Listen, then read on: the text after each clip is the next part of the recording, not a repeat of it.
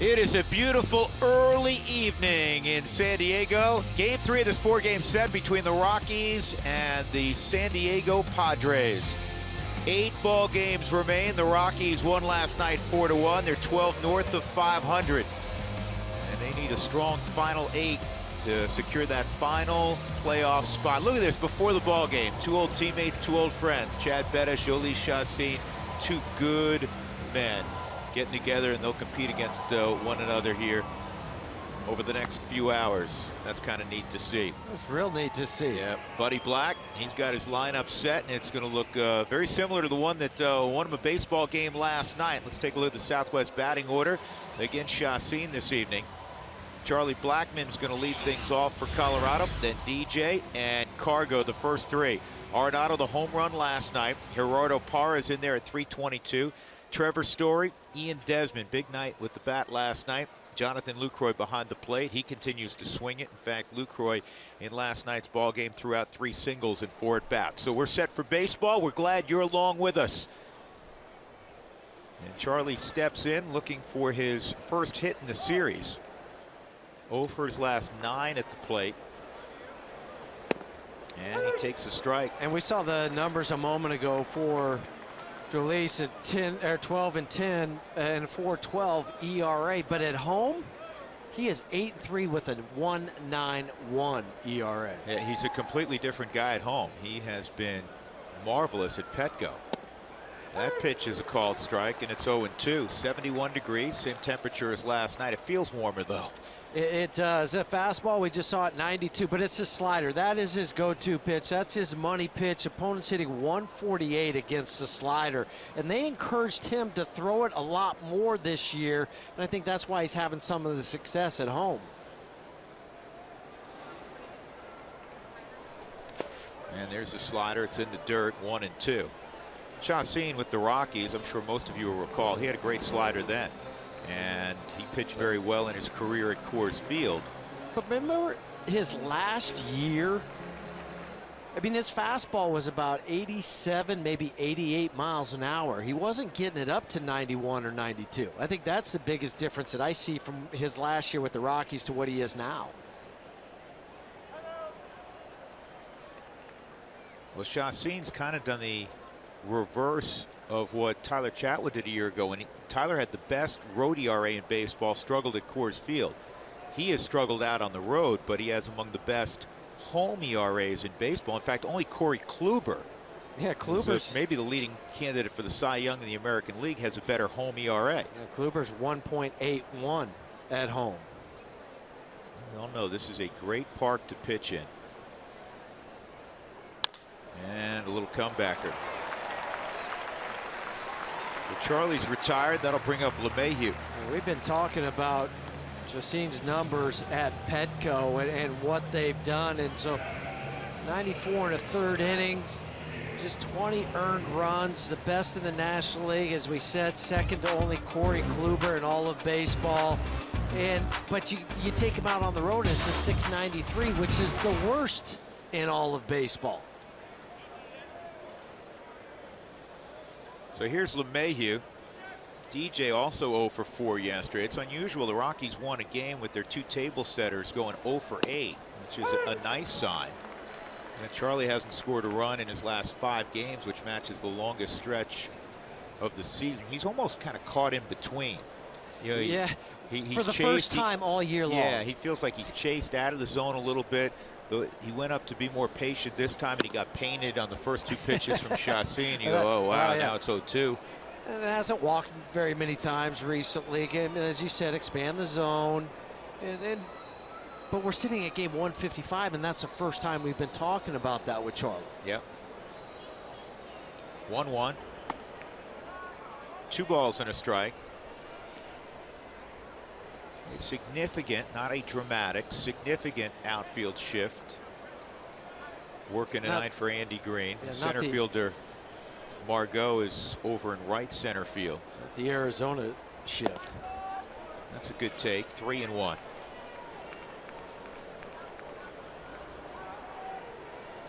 A couple close on the Subaru strike zone. That 4th pitch was just called the ball. But now for DJ, what do you look for? Because he likes to throw his slider. Hard sinker, but it's low. And DJ earns a 1-out trip to first base. Let's take a look at the Padres defensively. They have Jankowski back out there. He's in left field tonight. Hunter Renfroe has a big arm. Doesn't have the mobility Jankowski does. He's in right. Margot's been really steady. Solarte's made an error in each of the last 2 ball games. One at short, one at third. He's back at short tonight. Kind of got lucky, though. Neither one of those errors cost the Padres last night. Or last night or the night before. Here's Cargo, 0 for 2, 2 walks last night.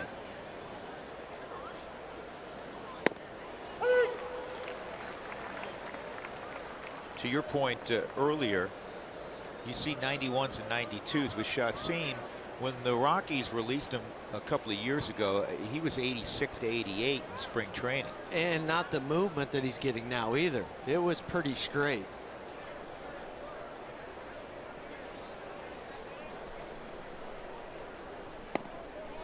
That's interesting. Cargo almost did a double toe tap, didn't lift on that pitch. Did you see that? Yeah, I did, and I was wondering, that's the first time we've seen that. I've never seen him do that. Maybe back in 09 when he was more spread out initially in the season.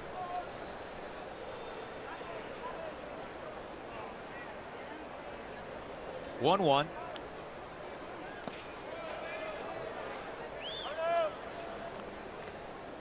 We'll go back to what Drew was talking about 2 pitches ago. A little toe tap, leg lift. Well, his timing was all off on that one. That's why you saw that double toe tap. Because he started to lift his leg and said, no, he's not even ready to come to the plate yet. Foot's got to go down at some point. Yeah, if it goes down, then I'm in trouble because I'm still not going to be there.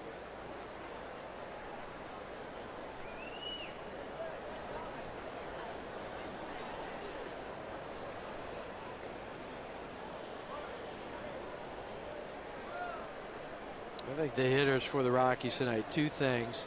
Really think opposite field because that'll help you stay on the slider. But also he's got to be, you got to get him to elevate the baseball. You got to see it up out of the hand. That's a good take. It's like the Rockies have a good approach because they are trying to get him elevated. If and you now don't, it's 3-1. you're going to beat the ball on the ground. And that's what he wants. You're going to do what happened the other day with Richard. 3 double plays. Yes. Behind him. And even here for Cargo, same thing. Just because it's 3-1, don't just assume it's going to be a 4-seamer belt high.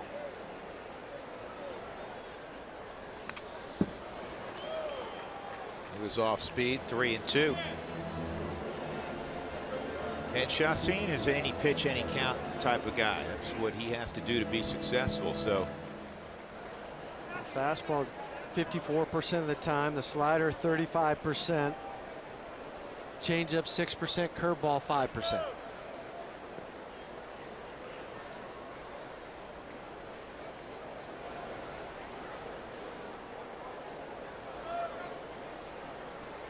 Come in with the fastball, and Cargo breaks his bat, but Spilly, you okay? Maybe he did break his bat. Didn't that sound like a broken bat? Yeah, one of the fans got hit over here pretty bad. Oh no.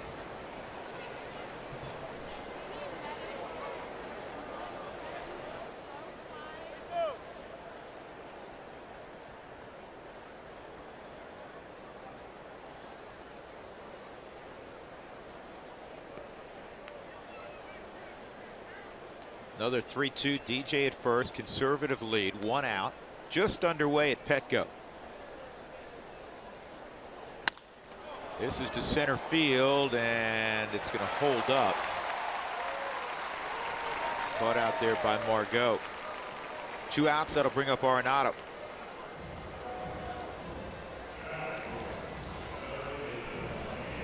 That's one of those heavy air balls that stayed up. But Nolan last night finally got the Rockies off the schneid in the 5th inning. Takes that ball that is away from him. Lyles had pitched a good ball game. That was his first hit he given up. He'd been 4 perfect.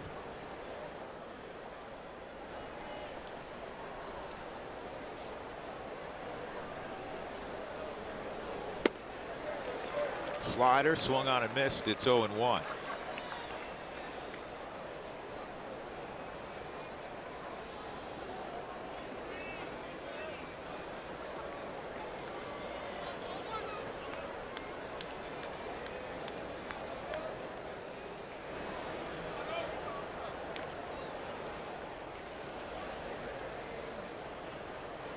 DJ had a couple of years back where he stole 23 bases in 26 attempts. Does not look to run very frequently. Chacin you can run against, though. He's slow to the plate typically.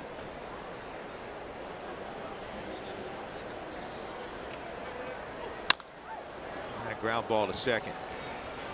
That is mishandled by Aswahe. That's as routine a play as you'll get. He stayed back on a easy hop. He has a guy who is not swift up the line in Nolan, and he just missed it. This is a flat out boot. I mean, that is as easy can be. And he had to go off the end of his third air. He pulled up on the Subaru Supermo. That is 109 errors for San Diego on the year. They had come into this ball game 14th in the National League, 27th worst in all of baseball.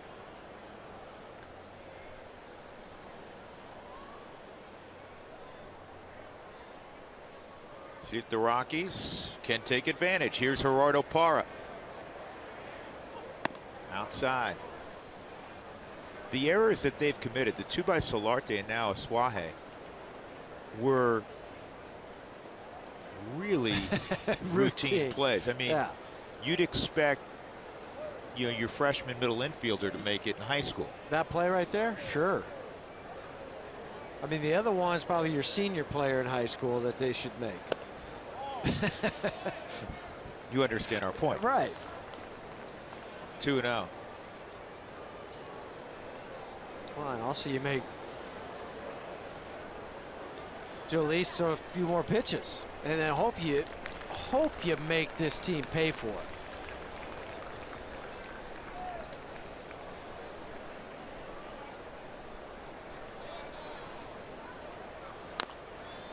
Parra tops it foul. It's 2-1.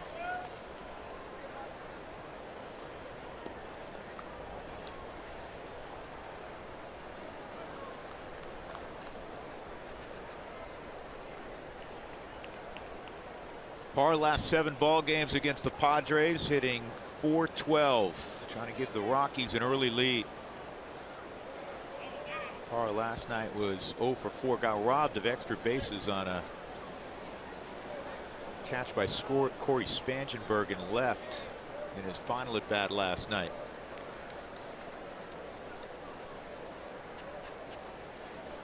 Next ribby will be his 70th. They'd like to produce that right here.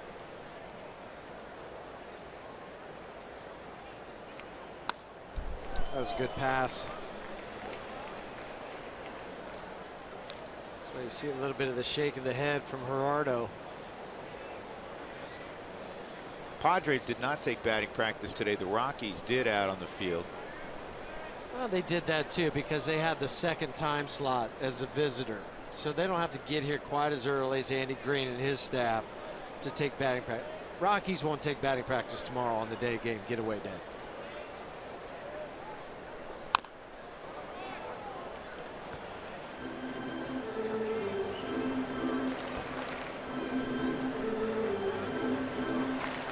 Gerardo reminding himself to stay inside.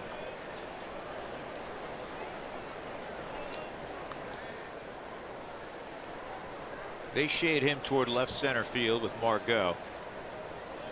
Margot is able to catch that line drive by Cargo because he doesn't play a deep center field.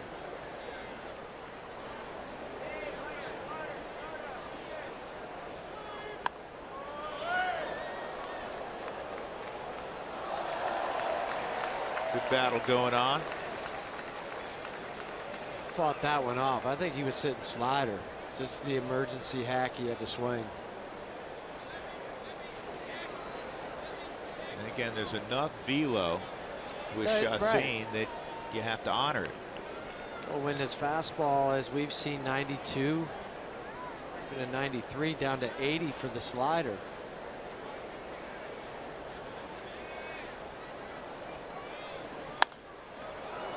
This is popped up shallow left field near the line. Jankowski has it, and the Rockies do not score in the first. They'll leave 2 on.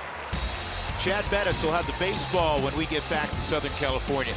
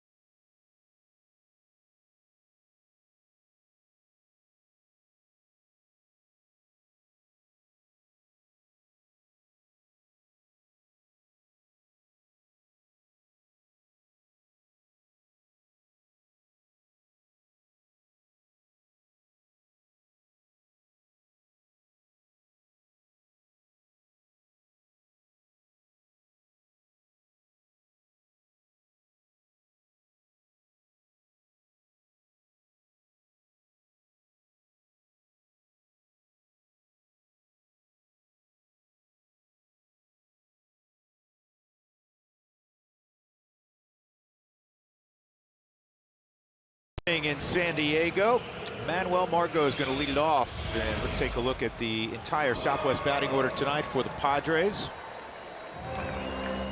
Andy Green will have Carlos Asuaje batting second. Then it's Myers, Solarte. Hunter Renfroe did not play last night. He hit 3 home runs a few days ago against Arizona. Corey Spangenberg, Austin Hedges. Jankowski had a couple hits. He's back in the lineup tonight. And then Chacin. So here we go with Chad. It's been 9 days since he's been on the mound. His first pitch is a strike. Talking to Jonathan Lucroy earlier. Said we got to get Chad back to being that aggressive Chad Bettis, working quickly and filling up the strike zone, getting early contact. I think that was the key. Down in Arizona, he didn't do that. I thought he nibbled a little bit too much. Shortest outing of his career. He lasted just a third of an inning, but the uncharacteristic thing, he had 3 walks in that game. And that's just not Chad. He'll go after hitters. He'll battle. He'll say, here's my pitch. Hit it if you can, and I'll use my defense.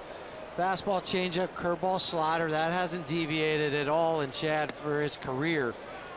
The other thing they kind of worked on, too, was that left front shoulder. We talked about it last night with John Gray. They worked on that a couple different times in his side session. Make sure it stays closed. This ball's left up. It's lined toward Cargo. It'll make the catch, fortunately. So a 3-1 pitch is hit hard by Margot, but it's an out. And that'll bring up Carlos Asuaje. Take a look at the Rockies defensively. In the outfield, Parr in left, Charlie's in center, Cargo is in right, Arenado, Story, LeMahieu, and Desmond in an outstanding infield with Lucroy doing the catching. Jonathan will get a day off probably tomorrow, and then get ready for that Miami series. I know it's pouring back home. We were watching some of the Air Force game. And I know CU's getting ready to kick off in a little while against Washington. Well, I know it. Air Force, they had a lightning delay. They had to pull the teams off the field, but it was raining sideways. That looked like he went, and they check it out at third with Chris Conroy. Indeed, he did go. So it's quickly 2 strikes on Asuaje. It's one of the few times, I guess, if you're a Bronco fan, right? It's one of the few times where you'd prefer to be in Buffalo, New York, weather-wise, than Denver tomorrow, right? How often is that uttered? Well, maybe only in September. I don't know. I mean, you're not wanting to go to Buffalo in December or January. Hey, listen, the lake effect can drop a couple feet on you in September, too. 1-2. See a little uptick in velocity, which Buddy was hoping to see. I mean, what Chad's battled through, my goodness, Come on, this year. yeah. And I think next year, when he shows up for spring training, you'll start to see, you know, 91 to 93, 94. Regularly. As opposed this year, it's, you know, it's more 88, 90. But tonight it's up a tick at 91. And that's what they were hoping for with the 4 extra days rest for Chad after the outing in Arizona back on the 14th. Just let him regather himself, because he's, as you said, Drew, has been through so much this year and just battling to come back. That's a great changeup. Took a little something off, and he gets the strikeout of Asuaje. 2 outs in the first inning, and that'll bring up Will Myers. Well, he comes out, just turns that changeup over, pronates the wrist at the end, gets that diving action. That tells me too that that front shoulder's in, because if it's not, then that ball would just stay flat. It wouldn't have any depth to it. Myers 6 for 14 career-wise against Bettis.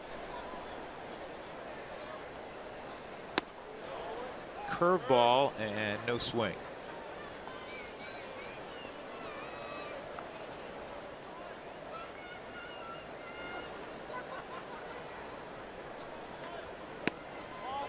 Ball wide. Misses 2-0. How's that a ball? Thank you. I mean, that's clearly in the Subaru strike zone. That's why I asked why. Well, Ryan Blakeney just missed that. That fastball is at 93. One of the harder pitches we've seen him throw this year. And that's at 93. Those 4 days of rest that you spoke of, that Buddy had talked to us about, at least early on. Looks like there's a little more life in that arm. 3-1. You knew Chad was going to correct anything mechanically, so cerebral as a pitcher, but that wasn't going to go unchecked for very long. But nice to see an uptick in the velo. I think gives him a little more confidence to make that pitch there. Challenge 3-1.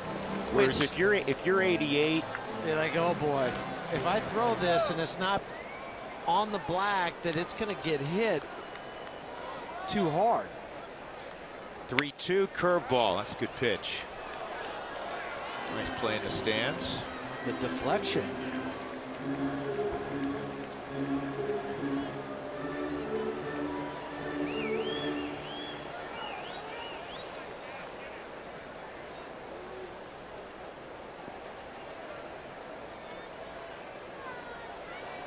Another 3-2. And that is fair into the left field corner. Myers will have a double with 2 gone. They left that changeup up. Watch where this ends up. Mid-thigh to Will Myers, who had come into the game 6 for 14 against Chad in his career. And rips it down the left field line.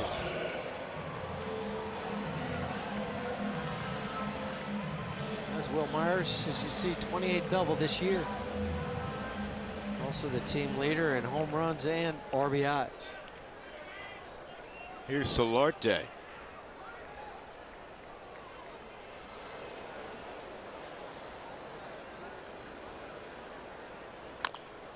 Swinging bunt. Chad with time clears himself and finds Desmond. That was a subtle but very good move by Bettis. After he picked up the baseball, he cleared enough room so he didn't hit Solarte.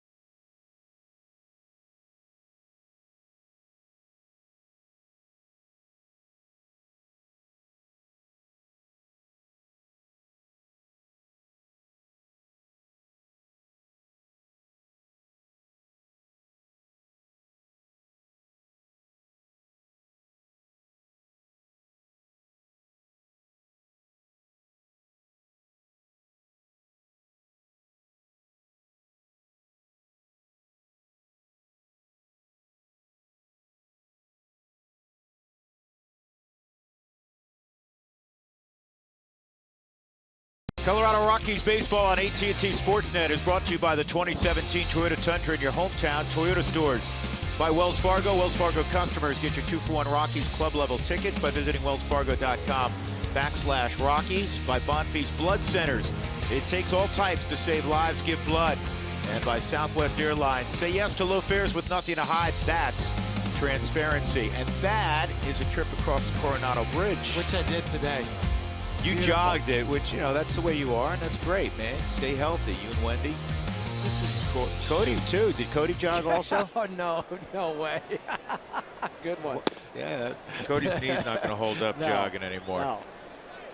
Trevor Story at the plate. He takes ball one from Jolie Chassin. Story, Desmond, Lucroy. Story, one of the Rockies who hit a home run last night. And breaking ball's in there for a strike, 1-1. He made Jordan Lyles pay on that mistake curveball that he hung.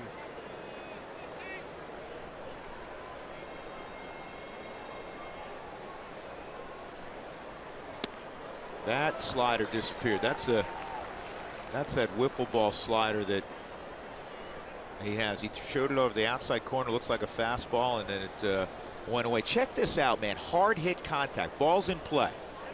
In the second half, Trevor Story, balls in play 50% are hit above 95 miles an hour. Second best, or excuse me, number one in baseball of everybody. Number two on that list. We know what kind of damage JD Martinez has done. Joey Gallo's had a big year. There's some thump on that list. Chuck is ninth on this list. He's ahead of Stanton. And I think this is one of those things that helps elevate Trevor's confidence. He's aware of it. We talked a little bit about it today, and he knows, man, if I put it in play, generally, even if I cut down on my swing, I can do damage. This is a high pop that Solarte goes out and makes a catch. One out, and that'll bring up Ian Desmond. The Coors Light Cold Hard Facts are brought to you by Clean, Crisp Coors Light. Well, Ian Desmond had a nice night at the ballpark yesterday. He's enjoyed playing in San Diego. Most home runs at Petco this season by a visitor. He and McCutchen have 4. Cody Bellinger up the road has 5.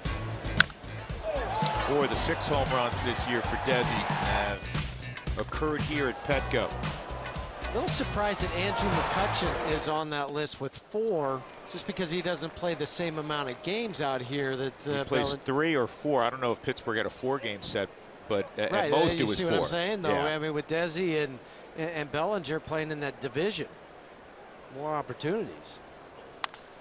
This is line foul down that right field line. Well, Cody Bellinger hit a home run yesterday. It was his 39th. He broke the National League rookie record for home runs. Dodgers clinched their 5th straight division title.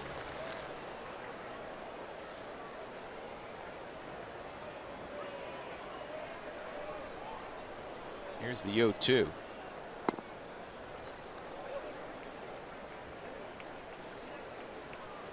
It was 3 games for McCutchen. Dougie did a little research. He was 5 for 9. 4 of the 5 bombs. Pretty good little weekend. Good slugging percentage. 2-2. Well, you know, the good news is that Kutch and his buddies are having a nice night at home. They're up 10-3 on St. Louis in the 6th inning. They scored, what did they score in the first? 8? 6 or 8? 8. They chased Lance Lynn. Spangenberg gets rid of it quickly. 2 outs. I think Lance Lynn, 2/3 of an inning is all he could stay in that game.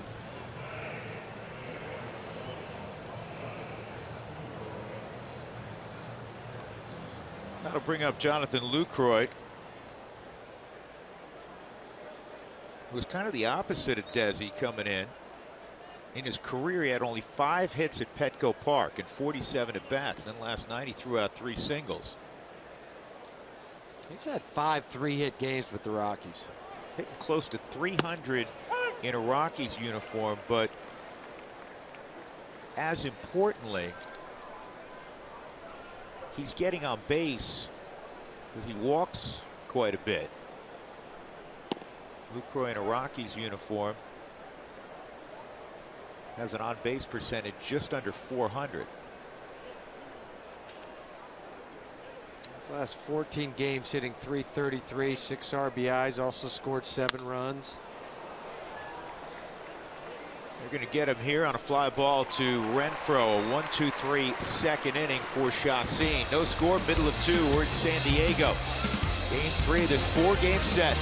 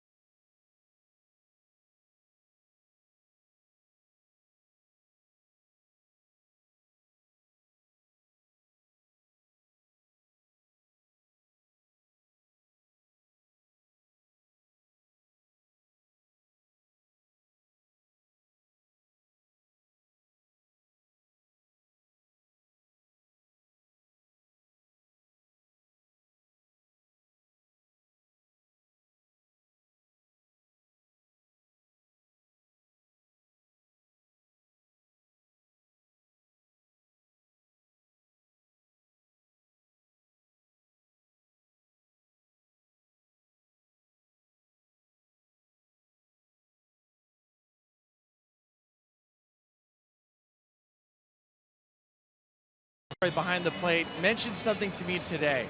He does not like to scoreboard watch. I have no idea why, because I love it. I can't help it. There's only 8 games left, but here's Jonathan Lucroy's reason. Waste of time. You know, it's stuff you can't control. Waste of energy even thinking or worrying about it. You know, I think the most important thing is worrying about ourselves and what we can do and taking care of our business and not worrying about anybody else. You know, because that has nothing to do with us right now. You know, everything to do with us is right here in this locker room. Fair enough, and he's right. The Rockies control their own destiny. You see it. But I think when you're watching baseball the final week, the beauty of being able to watch baseball the final week is that you get to cheer for teams you normally would never cheer for. Yeah, it's fun for fans, and it's fun for us. We had, you know, the ball game on here between the Cardinals and the Pirates. We referenced it a moment ago, Spilly. But I love what Jonathan Lucroy told you. And in fact, after, you know, you told me about the soundbite, I visited with him a little bit. Huey and I did during batting practice. And he's absolutely right, especially being in front. I mean, it's one thing if you need help, but it's all about what the Rockies do. And it's been about what the Rockies do since we entered September. So look through the windshield, not the rear view mirror. Absolutely. Ground ball to short. Trevor's got it. He'll throw out Hunter Renfroe. But it is fun for us, though. I mean, even earlier today, I pulled up the Cubs-Brewers game on my phone so I could watch that. I didn't like the ending particularly. Yeah, well, that was tragic because I was following it. I went out for a run. I came back, and I see that I check my phone and I see that the Cubs have taken a 3-2 lead in the 10th. I flick over on the tube and I'm literally watching Travis Shaw come around third into the mosh pit after he hit the 2-run walk-off. But you know what? Good for the Brewers in that, you know, the Brewers they're battling, the Cubs are battling, and that's what the Rockies are doing. Ground ball to DJ. This will retire Spangenberg. 3 straight games between the Cubs and the Brewers that have gone to extras. Guys, remember back to 2007, 2008, 2009, just the years that the team was playing well in the month of September. How much fun was it watching the auxiliary scoreboard changing scores? Yes. Hey, listen, dude. Players were yelling. The fans were getting into it. The players were getting into it.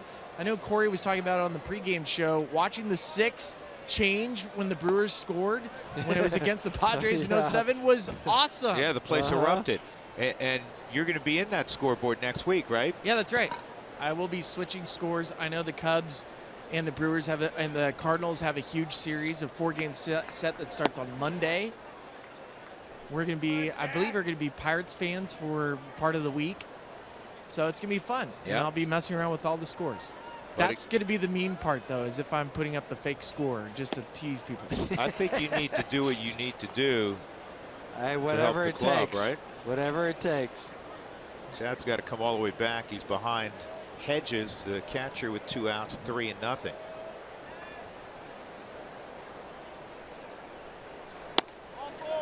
Off the plate. So first walk issued by Bettis, and that'll bring up Jankowski. Join in on the conversation tonight. Send us any statements you may have, questions to AT&T Sportsnet RM on Twitter or Instagram. Include the hashtag Toyota Talk.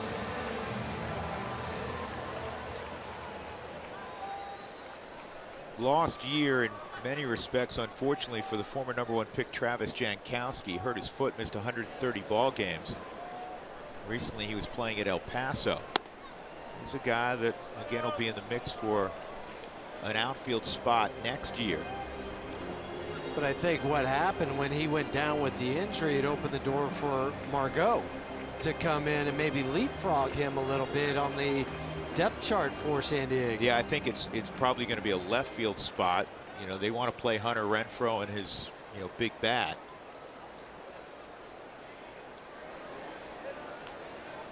Chad's missed on 5 straight pitches. Here's the 1-0, and that's nowhere close. 2-0.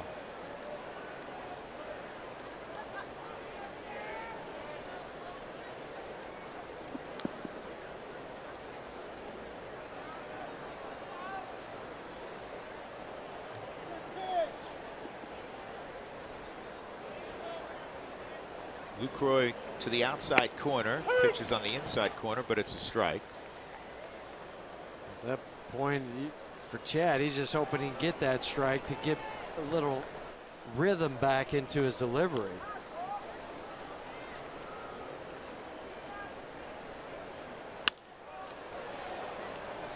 Two and two. That's what I mean when you say, what does that extra velo do? Chad has good movement, but again, a lot of 92s tonight, 91, 92s. If that's 89, that's a ball down the third base line for extra bases. And it's probably a more aggressive swing too than that swing from Travis.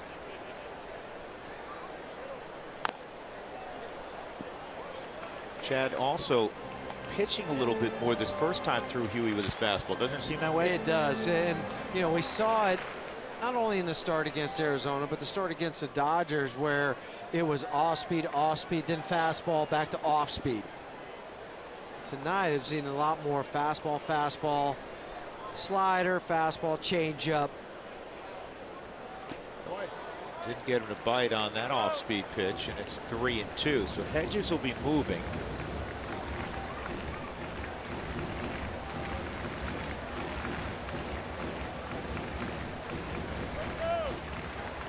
Naturally, you'd love to have Chacin leading off the third.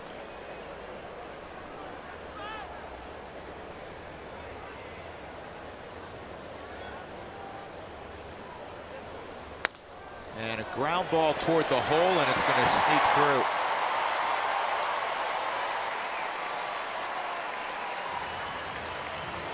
Not hit particularly hard, just in the right spot.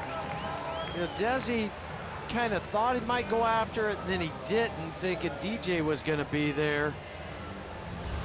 But I think this is a ball for Ian that maybe next time you'll think about, hey, I could go take another step or two and still have time to get back if I decide I can't get there. Steve Foster comes out for a visit. First and third, 2 outs, and Chacin at the plate. Lyles drove in the only run for the Padres last night against John Gray with a base hit in a similar situation. And Chacín's always handled the bat. In fact, this year he's hitting .235. He's got 12 hits on the year.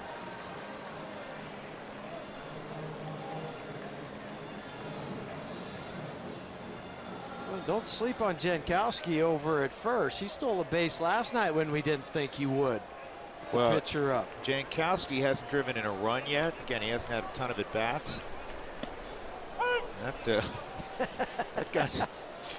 got Chacín bounced away. He's even smiling. Okay, I looked like a fool there. 0-1. Jankowski has 3 stolen bases. You don't normally see a guy, 3 stolen bases, hasn't driven anybody in. He has only 59 at bats. 1 ball, 1 strike.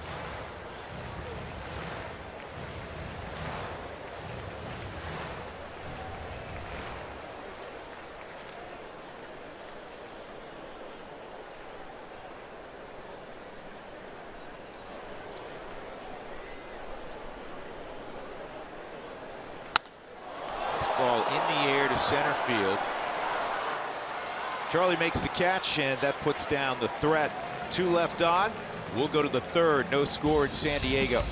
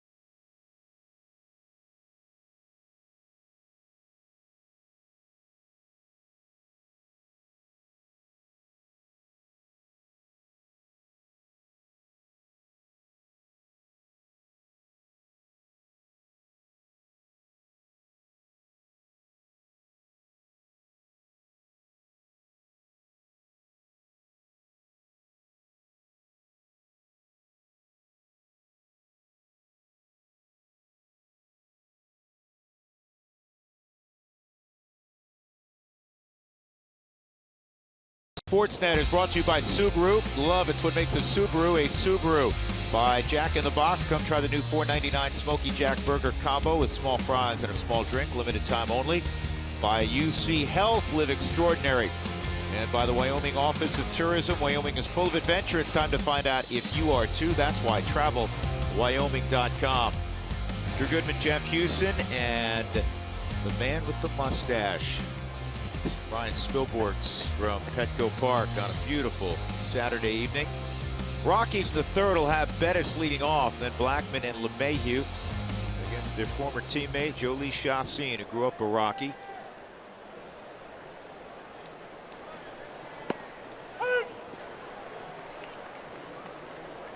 Rockies had success against him in his last start in Denver.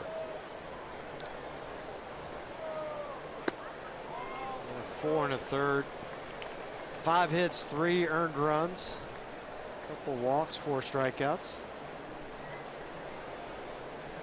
That's when the rains came. Close to a 90-minute delay. So Chacín was done. John Gray was done after that. The rains out of nowhere. Rockies were up 3-0, and they ended up losing 4-3. Which still, given the place that it came on the calendar, maybe the Rockies' toughest loss all year. Bettis is the first strikeout victim tonight. Jolie had 109 starts in a Rockies uniform, which is 8th most in club history. A 3.78 ERA, which is 2nd lowest among pitchers with 100+ starts. Only Ubaldo was lower at 366. So he did a lot of good things wearing the purple at Colorado.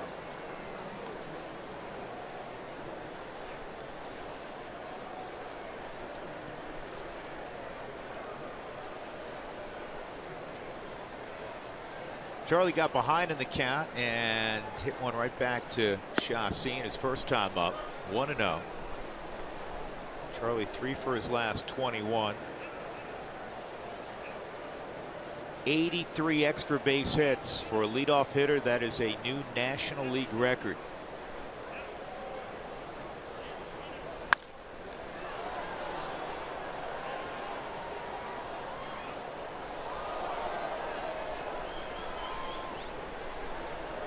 Charlie changed up the mojo a little bit. He normally takes batting practice without batting gloves. Today, did you notice he had batting gloves on? But just watching his swing, didn't see anything different during batting practice. Wasn't really doing anything different as far as working on a specific thing. Because a lot of times guys will come out of the cage and then they'll start to mimic kind of their swing or what's going on. And didn't see that out of Charlie. Thorough in his preparation and in his confidence. 2-2. Right at the top of the Subaru strike zone. But that's not a pitch probably you want to fire at. Not 2-1. I think it was a cut fastball more than anything from Jolis.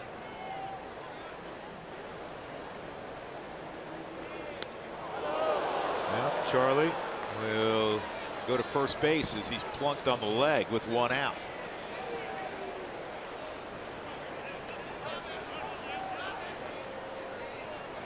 Let's see, 14th hit by pitch on the year for Jolis. Just yanked that one. Nothing you can do. Catches you on the back of the leg on the Subaru Supermo. And Charlie just goes down to first.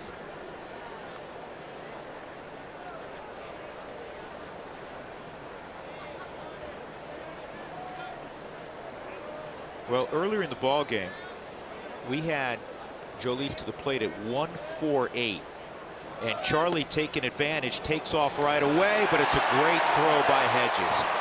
DJ tried to protect him, but Hedges cuts down Blackmon. So the fact that he went didn't shock us, but Hedges made a perfect throw. Well, pretty good pop time too for Hedges. You couldn't have made a better transition from glove to hand, hand to second, and an easy tag for Carlos, the second baseman. I don't know if that was a hit and run or DJ was just trying to protect, because it just didn't look like it was a swing where you're just trying to protect, though. It looked more like a hit and run.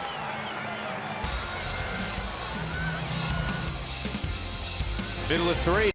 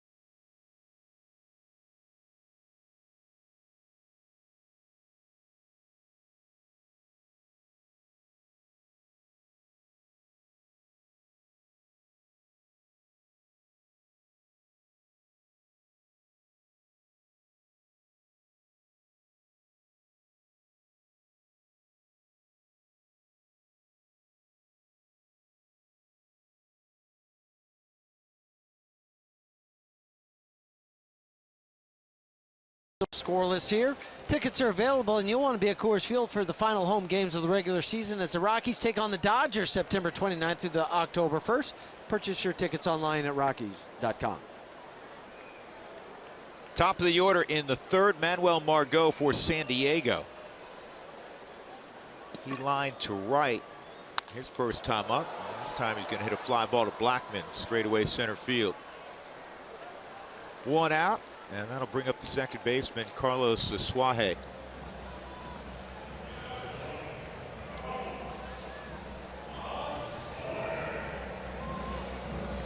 Padres 42-37 at home.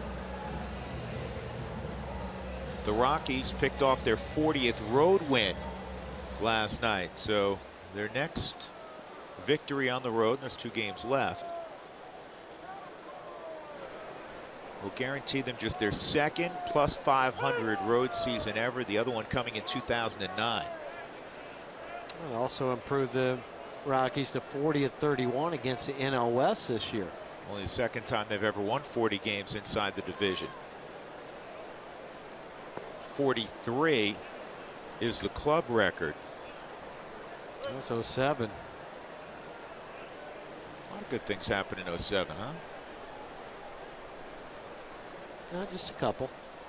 John got his 9th win last night. Here's the 1-1. Swung on and missed.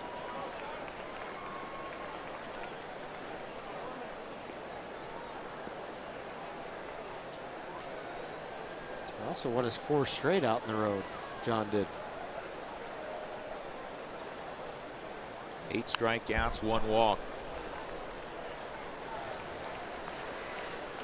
We were discussing it on the air. Buddy mentioned it after the ball game that, you know, the next step for John, who's had 12 straight outings where he's allowed 3 runs or less, second best ever for a Rockies pitcher. Baldo has the record of 14 straight.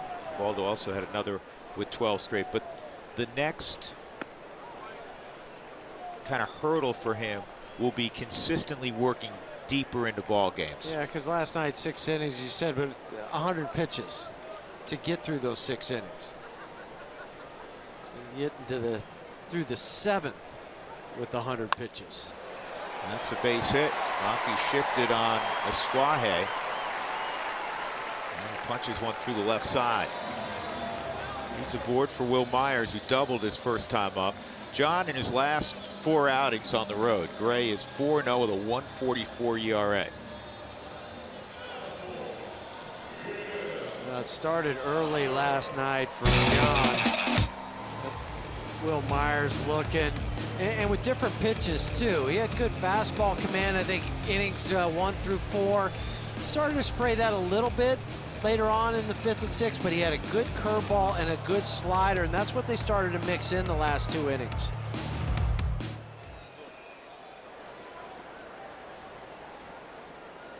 Myers takes a fastball for a strike. Got a changeup that stayed up in the zone. And his first at bat hit a 2-out double, a line drive right down the left field line. Solarte hit a little squibber up the first base line that Bettis fielded and threw him out to end the inning. And that's a base hit.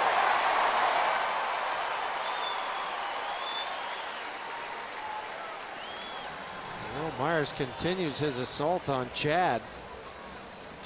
8 for 16 career. He was out front a little bit, but he kept his hands back long enough to get the barrel on it. That'll bring up Solarte.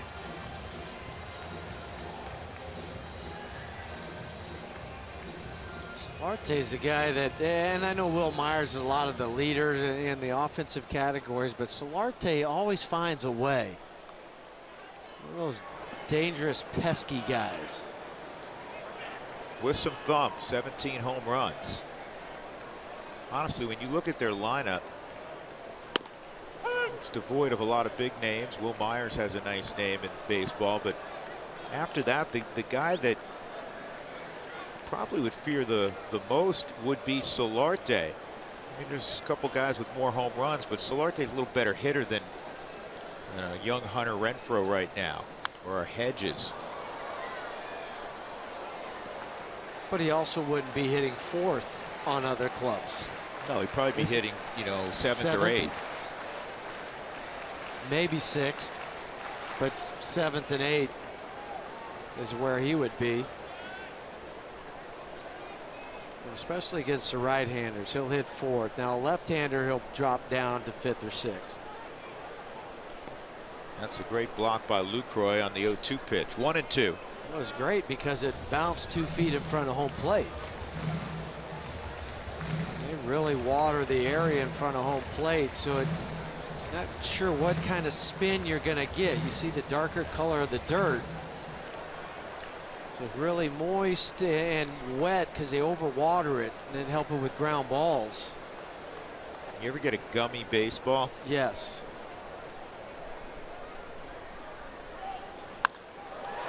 To left, right at Parra.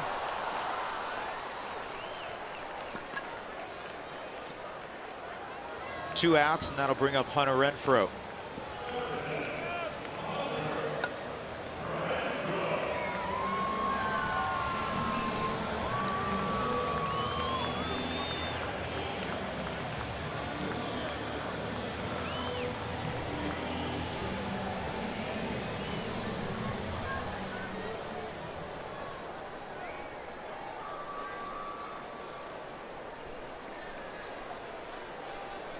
Ground ball to short, first time for Renfroe.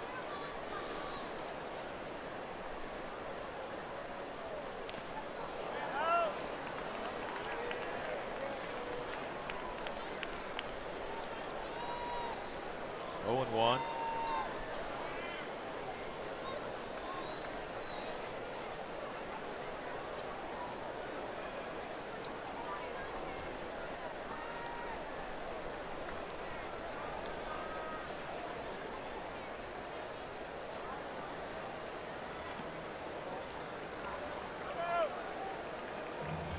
Not surprised they went back to that curveball after he swung at the first one. Chad's Red Raiders won today on the football field. We're in Houston, won 27-24 against the Cougars.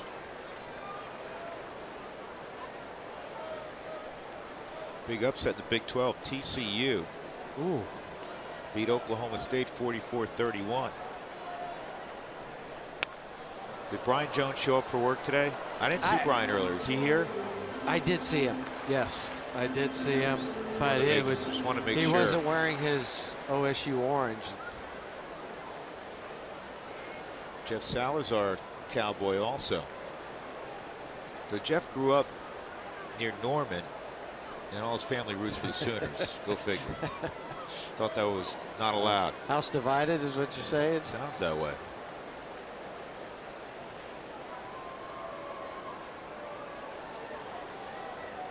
1-2 with 2 on and 2 outs. Good pitch. That's a fair ball. That's a fair ball. Lucroy takes his time, fires to Desmond, and the Rockies are out of it. 2 singles, 2 men left on. We will go to the 4th, still scoreless. Rockies looking for their first hit. Cargo will lead it off.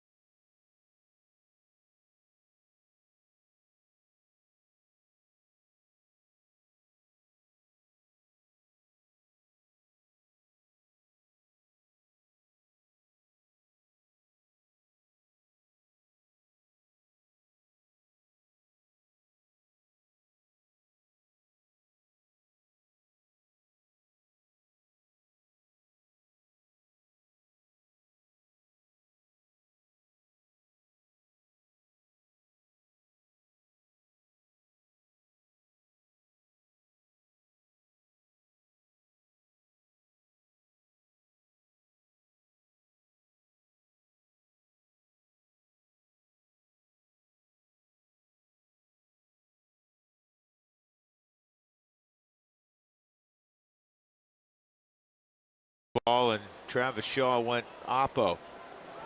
Cargo leading off in the 4th inning. He lined to center field his first time up. The Rockies without a hit so far. Same deal as last night when Jordan Lyles had 4 perfect innings before the Rockies hit a couple of solo home runs in the 5th. Arenado and Desmond on their way to a 4-1 victory.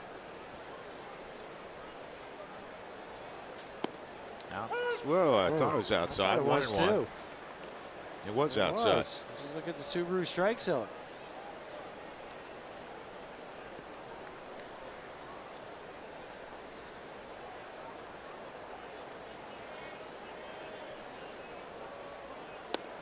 Two and one.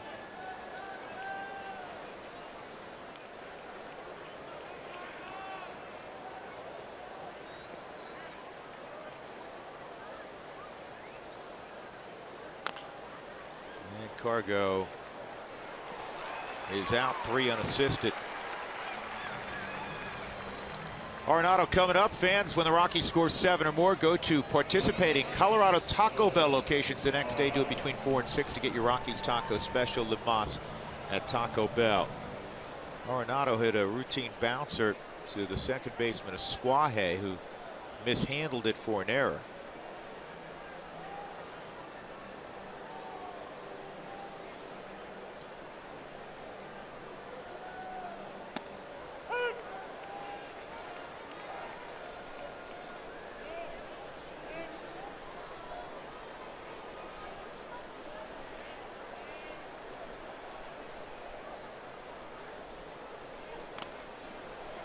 Two strikes. 95. Whoa.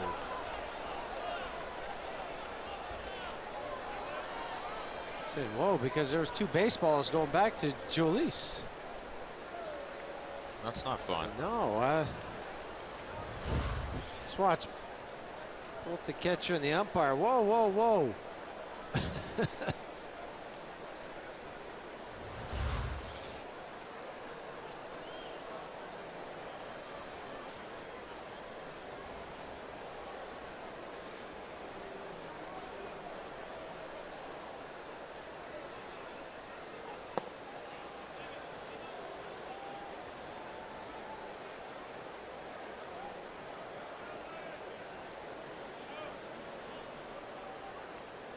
One ball, 2 strikes.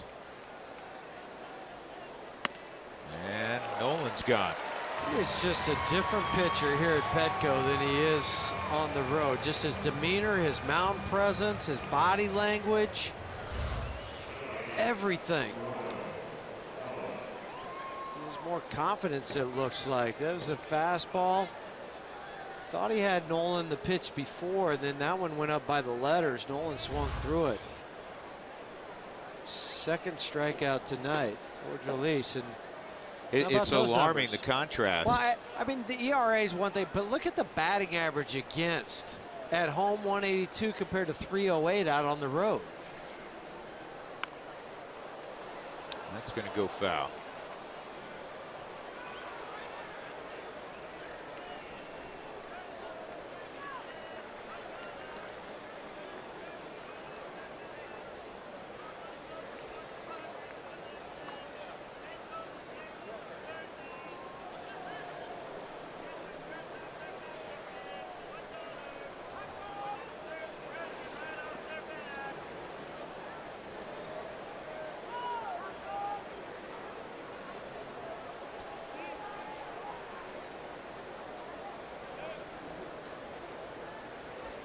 Timeout.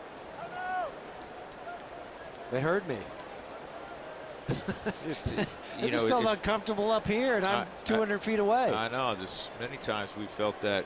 Okay, man, step out. This ball's well hit to right center field, but it'll die in the glove of Hunter Renfroe, and the Rockies have yet to figure out Chacín. They didn't have a hit through 4 innings last night. Tonight they don't have a hit through 4 innings.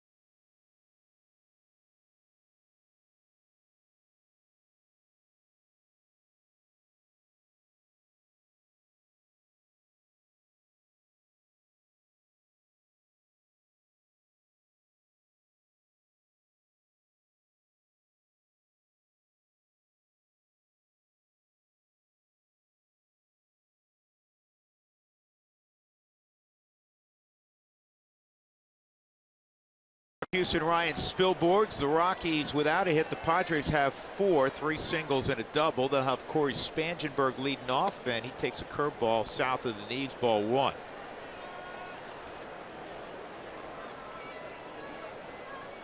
Bettis is not at a 1-2-3 inning yet.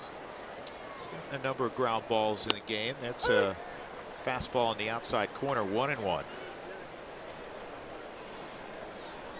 ground outs in the ball game.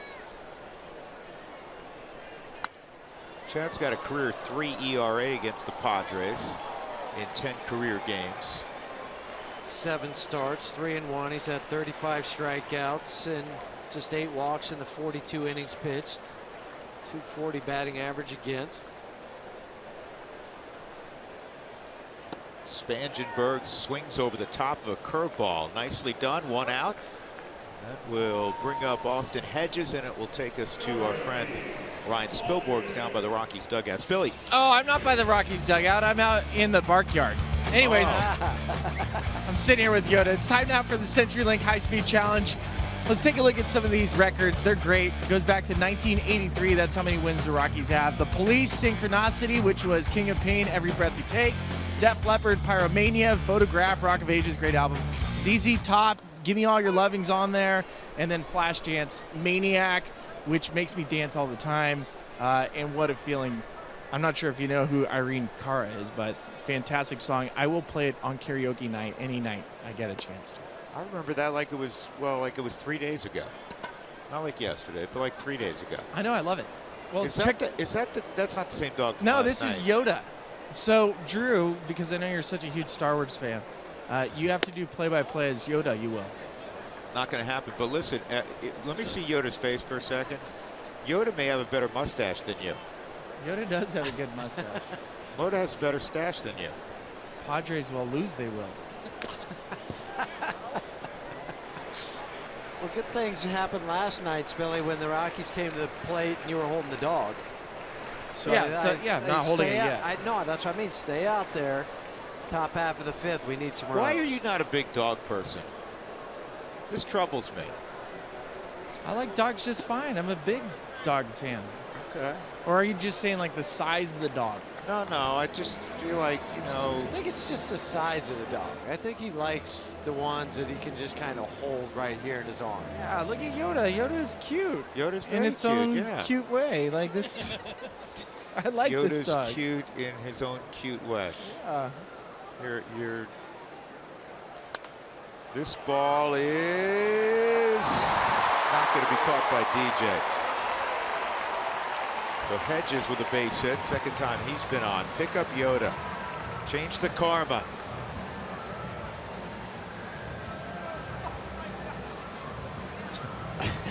This dog weighs more than it looks. Thick. It's real bone density on this one. Are there all just little dogs out there? Or are there any monsters? I think there's a Basset Hound and maybe like a Great Dane or whatever those things are called. St. Bernard. Oh, it's a Golden Retriever. Yeah, I always mix up those St. Bernards and Golden Retrievers. That's a fastball for a strike on Jankowski. What are we going to do with him? Well, he's fine. He's in his element. Kidding me? It's perfect. He's gone to the dogs. They speak a similar language. I just wonder what his favorite album is off that list. This one's easy. It's Flashdance. Flashdance. Yeah, I mean, come on. No.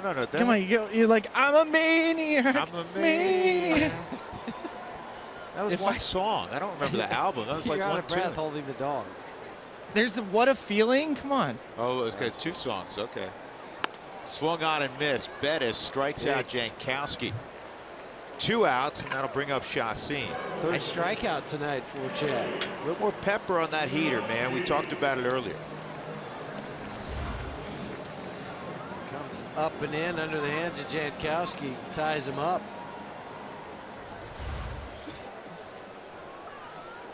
Yeah, I'm going to have to vote for the Def Leppard album off of those 4 choices. Which one? Really? Yeah, Def Leppard. This is popped up to right. Cargo near the line will make the catch in foul ground. Rally time, boys. Rally time. Pick up a pooch. Let's get this thing going. 5th inning, no score. Chad doing a nice job.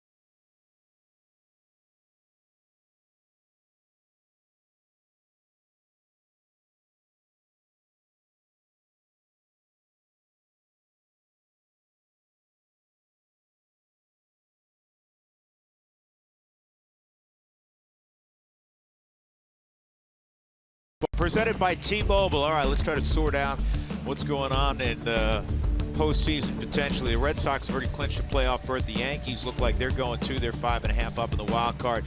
In the Central, the Indians have won 400 in a row. Twins are now 3.5 up in the wild card, and the Astros have long ago clinched the American League West. The same in the East with Washington. The Cubs' magic number's down to 5. The Cardinals were down 10-3. It's now 10-6 in that ball game against Pittsburgh. The Brewers won on a walk-off in the 10th inning from Travis Shaw today. Dodgers earlier clinched the division, and now the D-backs and Rockies trying to hold on to their wild card spots. Obviously, the D-backs are in a really good spot. Trevor Story in the 5th inning popped to short his first time, and he takes a strike from Chacin. The Rockies have had 3 base runners, a walk in the first by LeMahieu. Arenado reached on an error by Asuaje. And then with 2 outs, Charlie was hit by a pitch in the 3rd. That's it. They do not have a hit.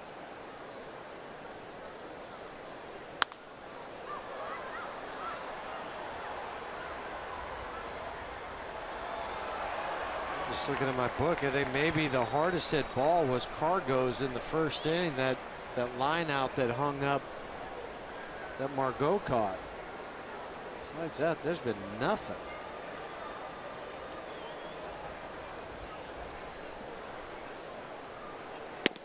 And Story takes strike 3. 3 strikeouts for Chacin. That'll bring up Desmond.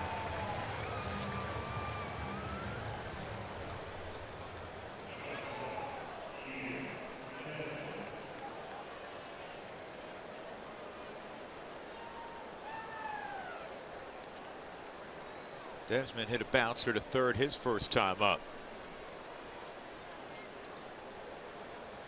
Home run and a single last night. Scored a couple runs.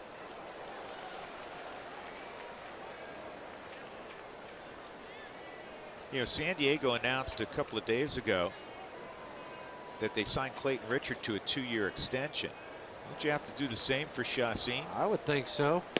The way he's pitched this year, being 2 games over 500 on a team that is 69-85. He's made every start too. This is his 31st start tonight. I mean, he's pitched better than Richard, body of work wise. He was also their opening day starter this year.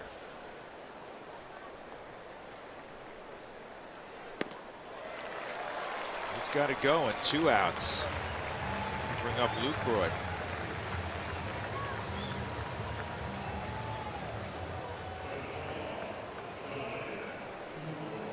You watch the drive to the pennant with MLB.TV every night on every device. Watch every out-of-market regular season game live. Plus, get a free subscription to At Bat Premium, the #1 app for live baseball. Visit MLB.TV for details.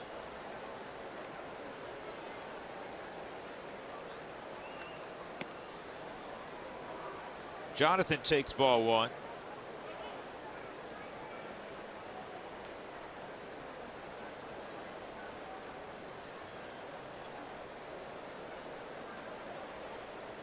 '67th pitch for Chacin, and it's a slider for a strike.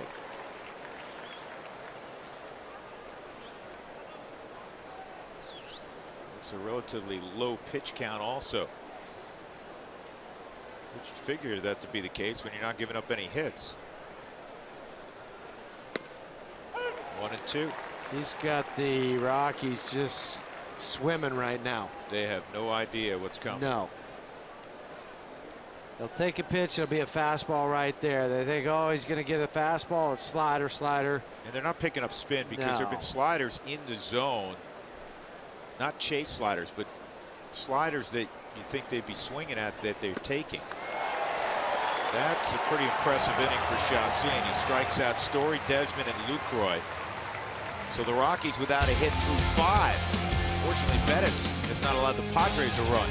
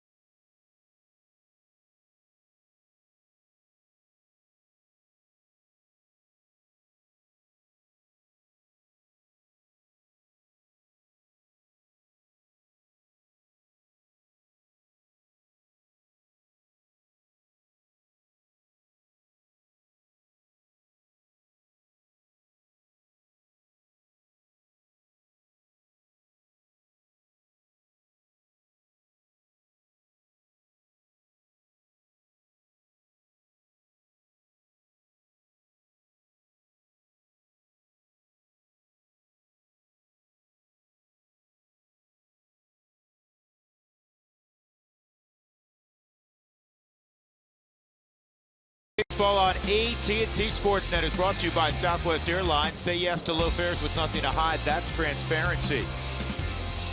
This looks a whole lot like the San Diego Zoo, one of the great zoos of the world. That's a giraffe, Huey. Thank you. See on the scoreboard, Manuel Margot, number 7, is up. He's a leadoff hitter. He's hit a line drive to right and a fly ball to center, and he takes the first pitch for ball 1. Here in the bottom of the 5th inning, no score. And the fastball's in there for strike 1. Chad's going to have to continue to do his part. The offense can find a way to get on track.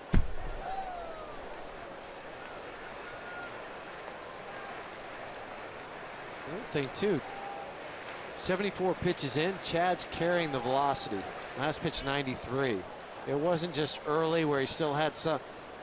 Here in the 5th, still has got it. And a ground ball up the middle, a base hit for Margot.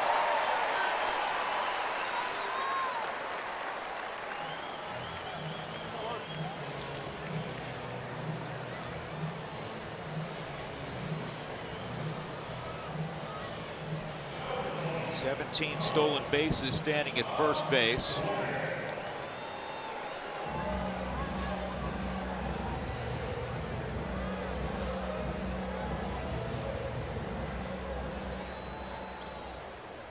Suaje a strikeout and base hit the other way, and the Rockies stay in that heavy shade. It's not a shift, but Story's playing right up the middle. You don't usually see it with, power hitting lefties, not somebody kind of a sprayer. Yeah, sprayer of the baseball, you would think, body-wise. But obviously the spray charts indicate that when he hits the ball on the ground, Carlos Suaje pulls it. And then when he hits it in the air, it's going to be just straight up or even slightly to left field.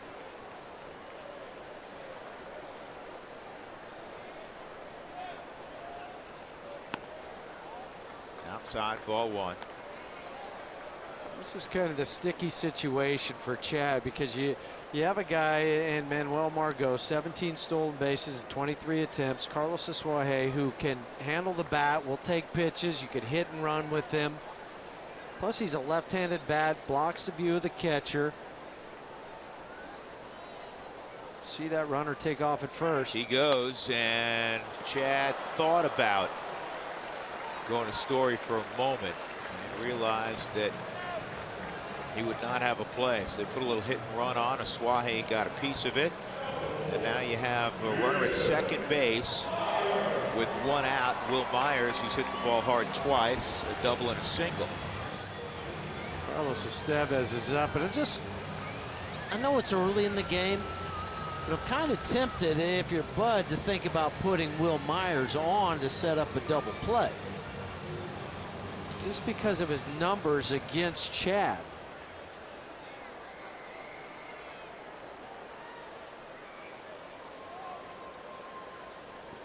Buddy's checking data on not only he's passed Myers. That Yes. decision has been made. He's now looking at Solarte and Renfroe.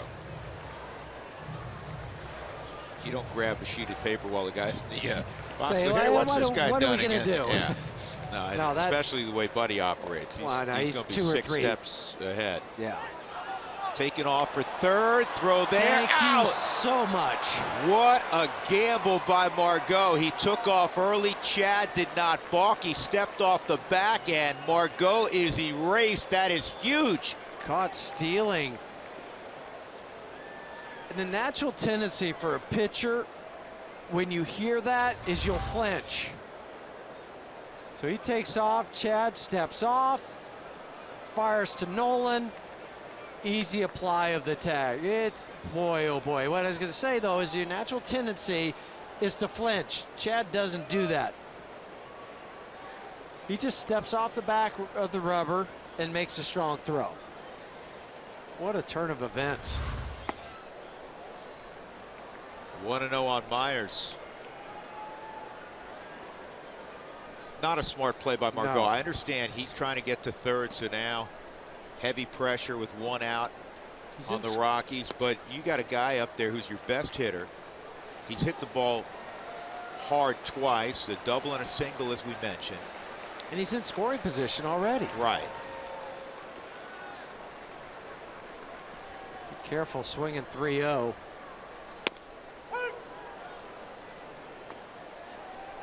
To me right now, at 2 outs and nobody out, this has to be a 9th inning protecting the lead kind of deal where the ball you got to beat him opposite field here. It cannot Totally be on agree. the inner half. And so he loses Myers, but that pitch was outside. Petco's such a pitcher's park. However, when you look at left field, we were talking to Buddy about this earlier, and you and I have had this conversation, Spilly as well. Left field, since they've pulled in the fences now a couple of times over the years, left field's a short porch. And especially from the southwest sign, as you see just at the top left of your screen, over towards the line. That's where it's really short. Myers also a threat to steal. He's got 20 stolen bases. And that further, underscores our point of why, with Myers in a favorable count, you can't feed him something in the middle in and have him turn and hit one off the Western Metal Supply Company. That's not a walk that Chad minds or Buddy Black minds.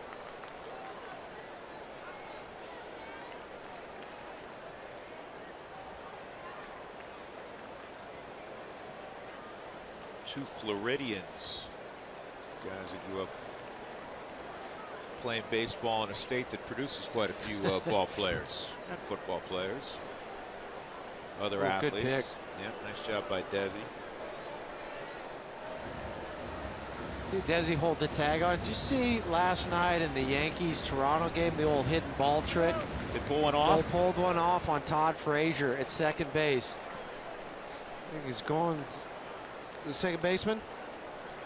Ryan Goins, he acted like he threw it into the pitcher, put it right back in his glove, and Todd Was he talking to Todd? Because Todd can talk. No, Todd wasn't talking, but Todd turned his back and then just kind of shuffled his feet, then he applied the tag while the foot was off the bag.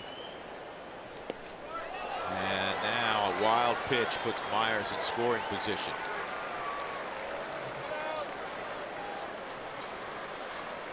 Dougie, is it me, or have the Rockies thrown a lot of wild pitches lately? Dougie's going to check that out. Does it seem that way, Huey? Well, they had 3 in the game on Wednesday against San Francisco. And that one Lucroy had no shot at.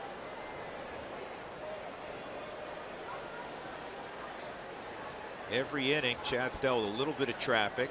And this one is going to drop, and it's going to score a run. Now that thing is really costly. And it seems like every time, though, lately, too, that wild pitch has put a guy in scoring position, he's come around to score.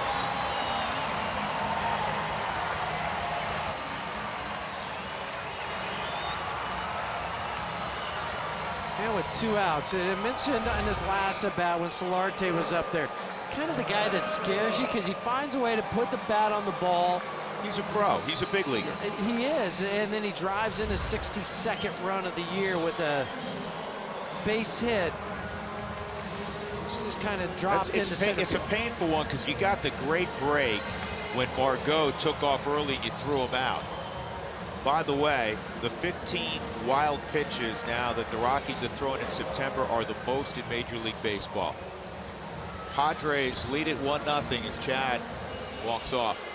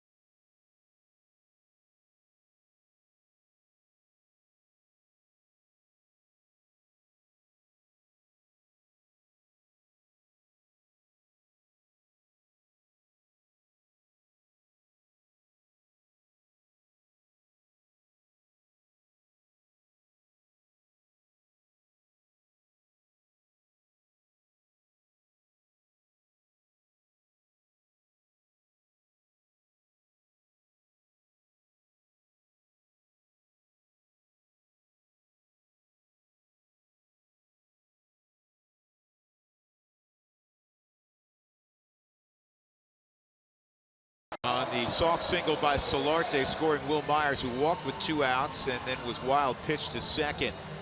So Chad is gone after 4 2/3. Carlos Estevez will take over. Carlos is in there for 1 hitter. Well, I say 1 hitter. He's in there for 1 out because Chad was scheduled to lead off in the top of the 6th inning. a few days for Carlos, 3 to be exact, since he last pitched at San Francisco, a third of an inning. Came in almost the same situation. Came in for Mike Dunn after he had faced a couple batters, didn't retire one. Carlos came in and got the out that he needed on a fly ball to center field.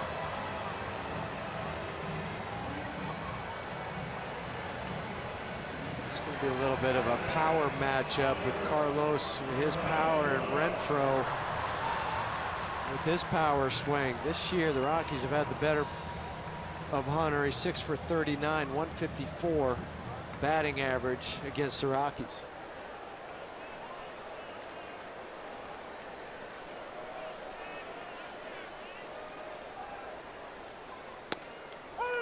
'99 on the outside corner. Good luck with that. 0-1.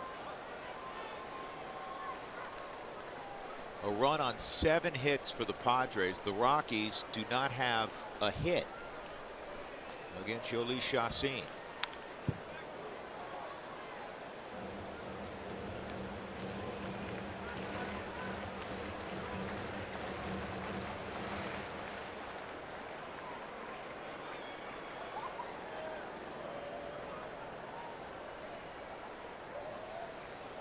Two-strike count on Renfroe.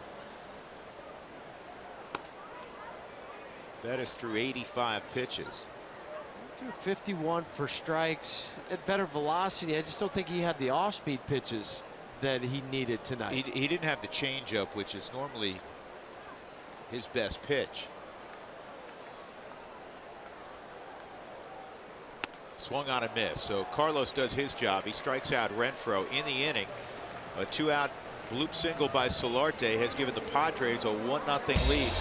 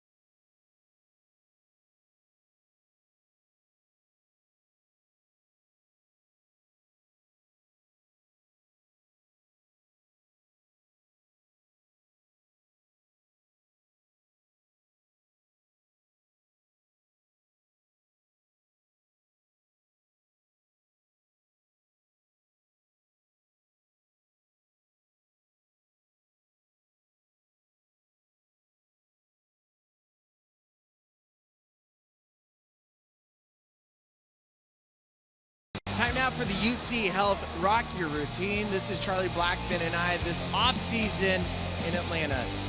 The off-season is where you make your season. Watching Charlie Blackmon work out in Atlanta the way he does, there's no reason why he has not had this type of season just based on how hard the guy has been working. Michael Tachman will lead off the inning, and you'll get to see some Charlie Blackmon up next. Hey, you know what was impressive, Spilly, there? That I didn't die? That you didn't pass away, thankfully. Here's Mike Tachman. Oh, you got good. You have your friend with you. Your friend likes you. This is Mike Tachman pinch hitting. He takes a strike at the knees. Kyle Freeland's now up in the Rockies bullpen. So it's Tachman in the 6th inning. It's the Rockies looking for their first knock. 1-1. What Charlie was doing there, where he was with the He's deadlifting? no, not when he was deadlifting. Hold on, I'll get to it in 1 second. With the sled? I'll get to it. Hang on. 1-1. That slider was in the middle of the plate. Box jumping? With the kettlebells. Oh yeah, that's and he's hard. now when you held them down, he's holding them by the handle straight up. I'm not knocking you right now, but I'm serious. With his hands, your hand strength has to be unbelievable to keep those from all of a sudden tilting. That's a two-seamer that came back for strike 3 on Tachman. That's 4 straight strikeouts, 5 out of 6. There's Spilly. Good. No problem. That right there takes incredible hand strength. That's why my man Chuck is in the midst of his career and Spilly hangs with us. And holding a dog. Holding a dog. This dog's heavy. He's a has-been. No, this dog is heavy. This dog eats rocks, I can tell. It's a Siberian flat-faced rock eater. That's a rare breed. Very rare. A Siberian rock. What is Siberian flat-faced rock eater? I have no idea. Yeah. Is it a purebred rock eater? It's got to be. 2-0. He likes you. Well, I like that he's holding the dog, because last night he was holding the dog. Nolan hit a home run to get the Rockies off the schneid with no hits and no runs. 2-0's in there, 2-1 on Charlie. Third time through for the Rockies. Charlie hit by a pitch and a comebacker. But that's what he's doing on the Subaru strike zone. He's like throwing that slider 2-0 up and away, not where you would want it as a hitter. He's kind of putting it wherever he needs to. And that's the pitch. I mean, you don't want to miss it as a hitter, because you don't get many pitches in that zone, in that window for you. And when you foul it back, you're thinking to yourself, oh my, did I just waste the one pitch that I'm going to get this at bat?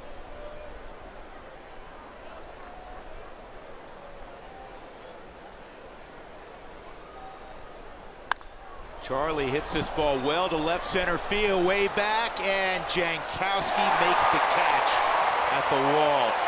And you can see now why the ERA for Jolice is a little lower at home, because that ball is out probably at 28 out of the other 30 major league ballparks. Because even he knew it. I mean, he puts his head down, his hands on his hips, like, oh, I thought that one was gone. I got lucky.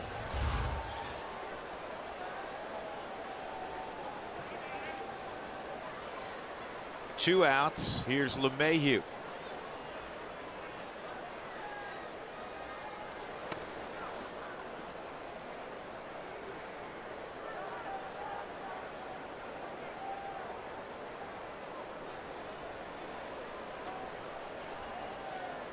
Pitch number 80 coming up. And that is going to be a base hit. Well, for a second, I thought Margot was going to make that catch. So that breaks up the no-hitter with 2 outs in the 6th inning. And for astute Padre fans, some are at least standing, because Chacin obviously has been marvelous. And then it not only got down, but then once it's skipped, it goes into Margot's glove. He's fortunate there that it didn't skip either under or over that and go to the wall. You know what that means, boys? Not only the car goes up, but it will go now to 7,808 games. How close was that on the Subaru Supermo of just bouncing and then skipping by him? Yeah. How many games? 7,808 in their history. And the Padres are the only big league team to have never thrown a no-hitter. And the Mets went the longest stretch also, and then Santana several years back, Johan Santana threw a no-hitter. And when you think about the Mets and their storied pitching through the years, and the Padres pitching here and for years at Qualcomm, and they had Randy Jones, they've had some guys, and neither team had ever thrown a no-hitter. As I said, the Mets finally got one. Padres still without a no-hitter. Glad the streak lives on for them. I'm certainly glad that that one ended. Now the Rockies, Carr got to hit one in the 2nd deck. 2-0 count, line out and a ground out for Carlos. 3-0.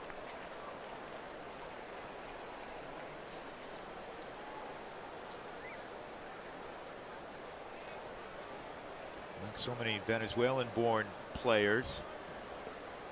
Chacin makes his home in the States now.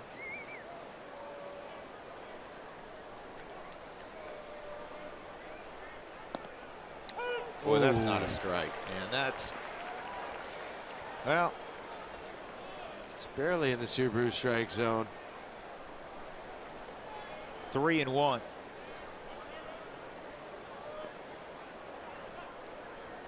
Cargo will be judicious here. Nolan on deck. DJ at first. And a walk will push LeMahieu into scoring position. So Cargo draws his third walk in his last 2 ball games. Arenado coming up. And Darren Balsley will visit with Chacin.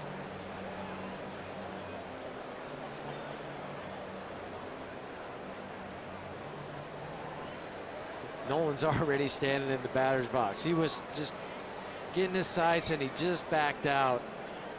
Kind of fun to watch him because he got his toe hold, even though Darren Balsley was out there talking to Jolice.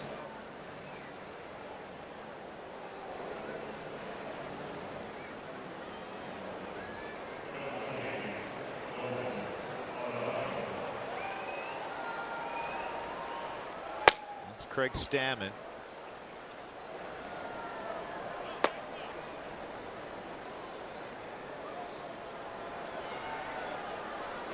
Nolan reached on an error by the second baseman of Suaje and then struck out on a high fastball. 1-0 San Diego, top of 6. And Nolan looks back at Ryan Blakeney as if to say, man, I got to have that pitch on my side. But it touched the bottom of the zone. 0-1. Nolan 391 with runners in scoring position. 1-1. 6th highest in Rockies history. Last night he hit his 62nd home run against the National League West in the last 3 years, which is 20 more than the second guy on that list, the great Paul Goldschmidt. I mean, it's incredible. Honest to goodness, that is an incredible stat right there. But to be that far ahead. Outside. Chacin right now showing his respect for Nolan. He just showed his respect for Cargo. His 3rd time through. The Rockies trying to break through.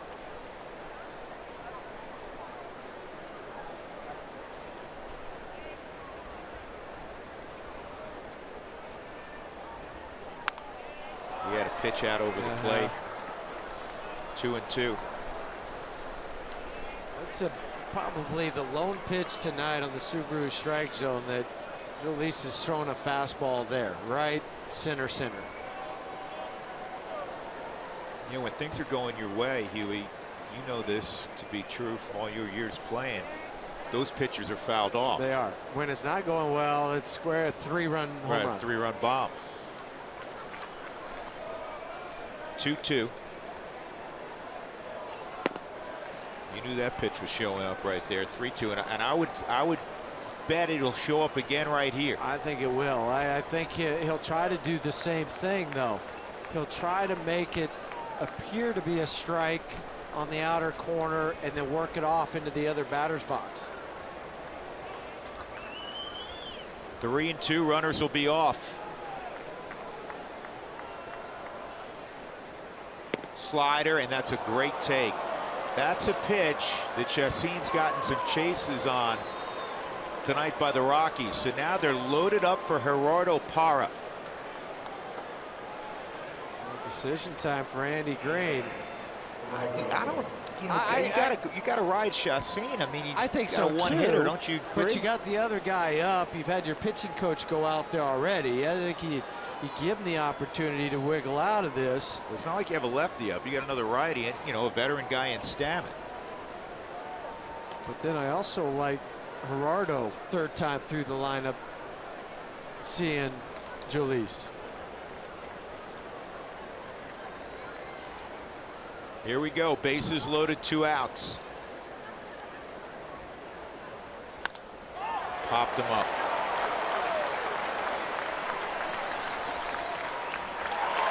Rockies leave them loaded in the 6th. 1-0 San Diego.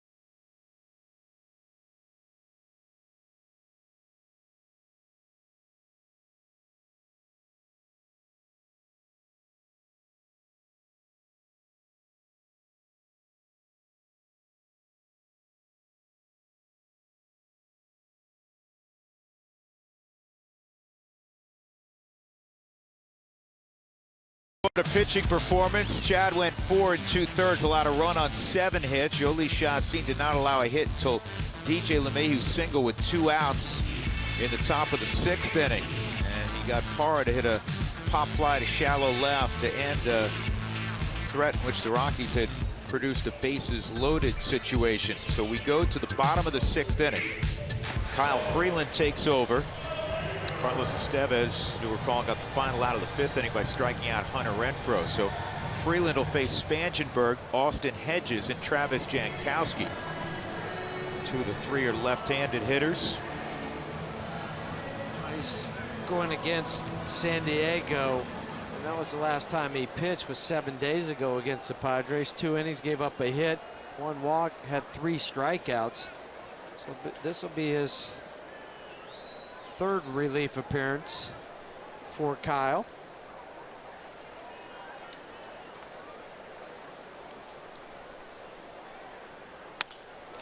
Broken bat, base hit. And now you got another plus runner on board in Spangenberg. Rockies could have used one of those broken bat base hits. Any kind of hit. That jammed him off the label, strong enough to hit it over the head of DJ. You do have the advantage with Kyle and being able to keep the runner and Spangenberg close at first.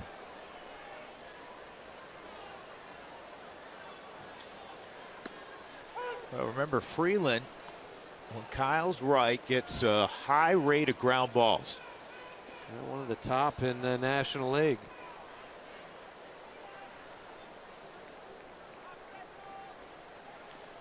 Over 55% of the time getting ground balls. A lot of life on that fastball at 94. Hedges late with his swing. It's 0-2. When Kyle was taken out of the rotation, it wasn't because the velocity had dipped, it's just the command. Then a little bit of the performance wasn't there in what Bud had expected. But still, for the year, over 150 innings pitched for Kyle. Line to right, Cargo on the move, lays out, and he can't catch it. Spangenberg heading to 3rd, Renfroe into 2nd, 2nd and 3rd, nobody out. It'll go as a double. What an effort from Carlos.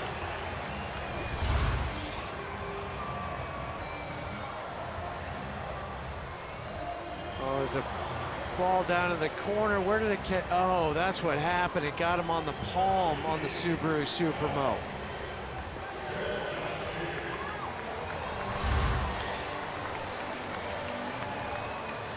Now the Rockies, you would think, would bring the infield in. Yeah.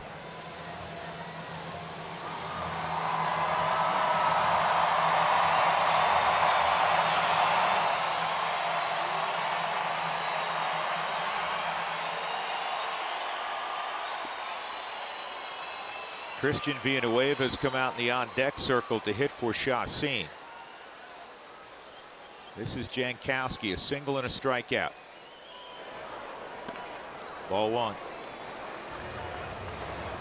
Boy, a game of inches. That ball, if it's in his pocket or the webbing, Cargo is going to make the catch, and Renfroe's at first base. Well, even the with first 1 out, or Spangenberg's at first base with 1 out. Yeah, but even the first hit with Spangenberg, the little broken bat just out of the reach of DJ.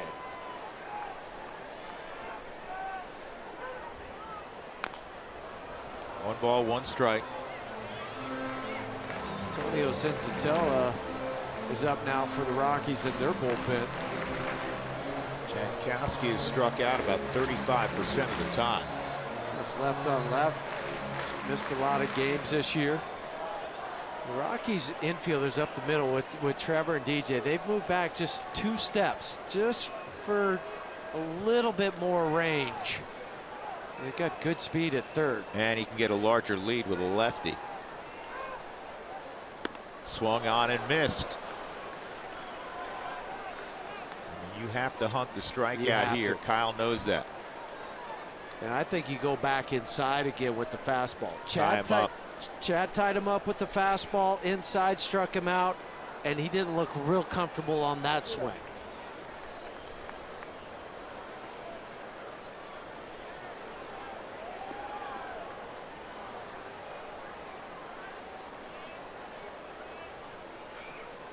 Got him. Just Great like pitch by Freeland, right where you asked for it at 94. 1 out. And now Christian Villanueva will be the pinch hitter.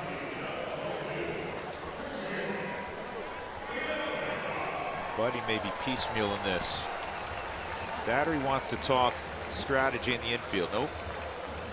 You really don't have a left-handed option, so they're not going to go 2 for 1. They got to stay with the right-handed bat and Villanueva. So Freeland walks off. 1-0 San Diego. Rockies trying to keep it that way.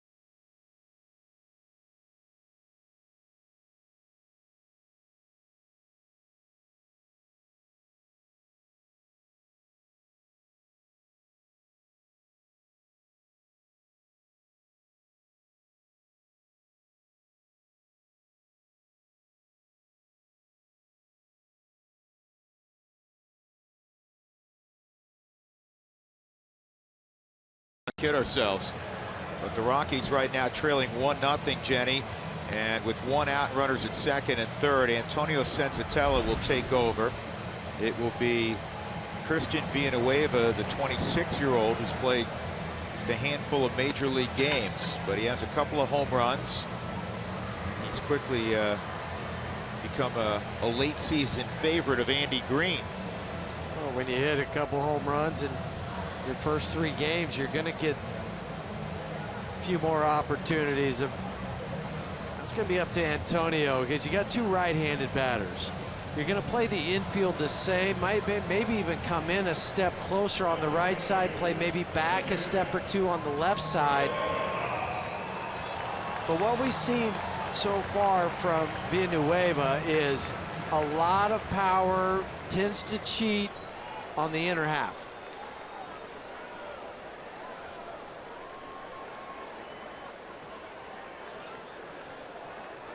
Played over 800 minor league games before making his major league debut. 1-0 Padres, bottom of 6. Rockies been out hit 9-1, but for the moment just 1 run separates the 2 clubs.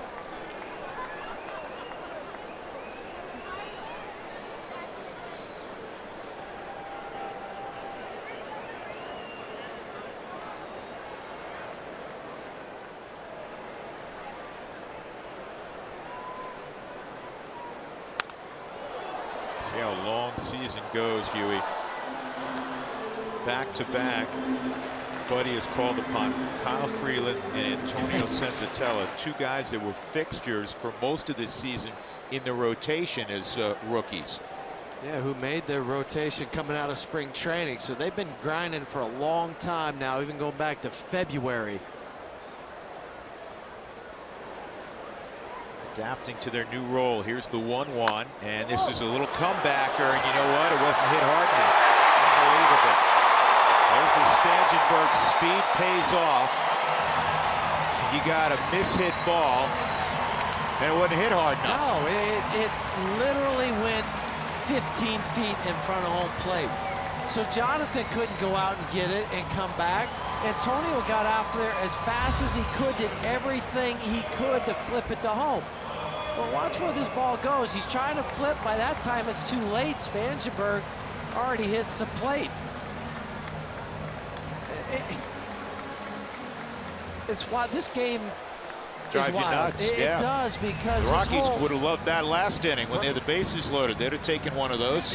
Exactly, and with that swinging type of bunt, you put it in play. They score the run, go up 2. So he gets an RBI out of a ball that traveled 17 feet. 2-0. Manuel Margot, 1 for 3. Rockies will try to turn a double play. Hedges at third, Villanueva at first.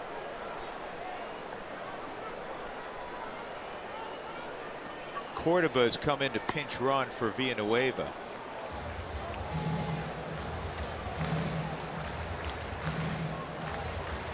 Alan Cordoba.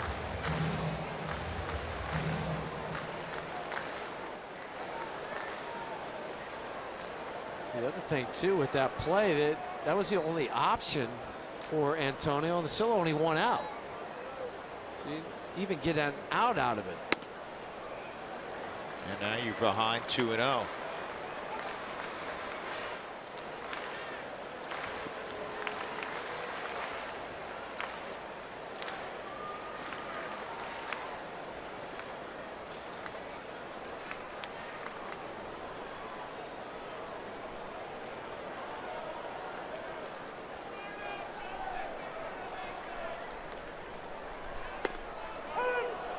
That's a much needed strike. 2-1. They also have good speed at the plate. Last night, or 2 nights ago, excuse me, Antonio came in and faced Margot and struck him out. Struck him out with a high fastball. 2-1. Ground ball foul.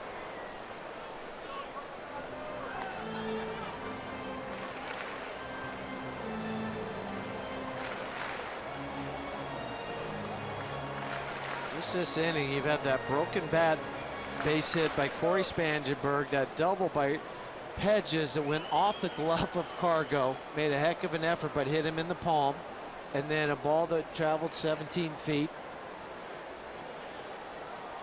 2-2.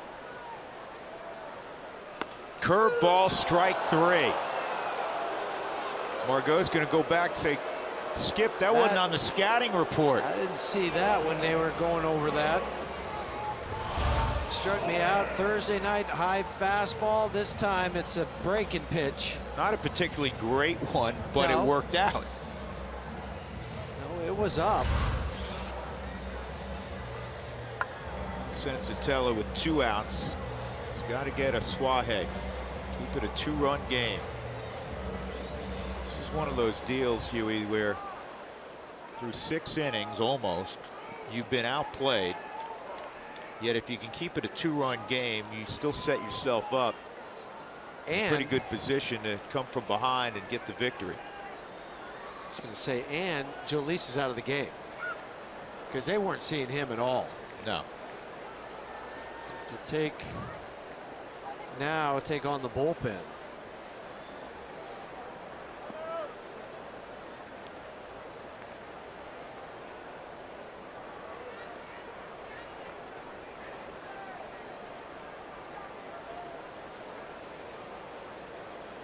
Spangenberg got the rally going with a base hit, and he was 5 for his previous 46 at the plate.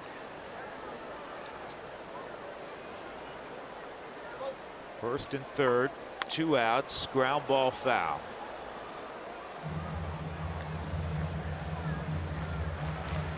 Rockies in the top of the 7th will have Story, Desmond, and Lucroy.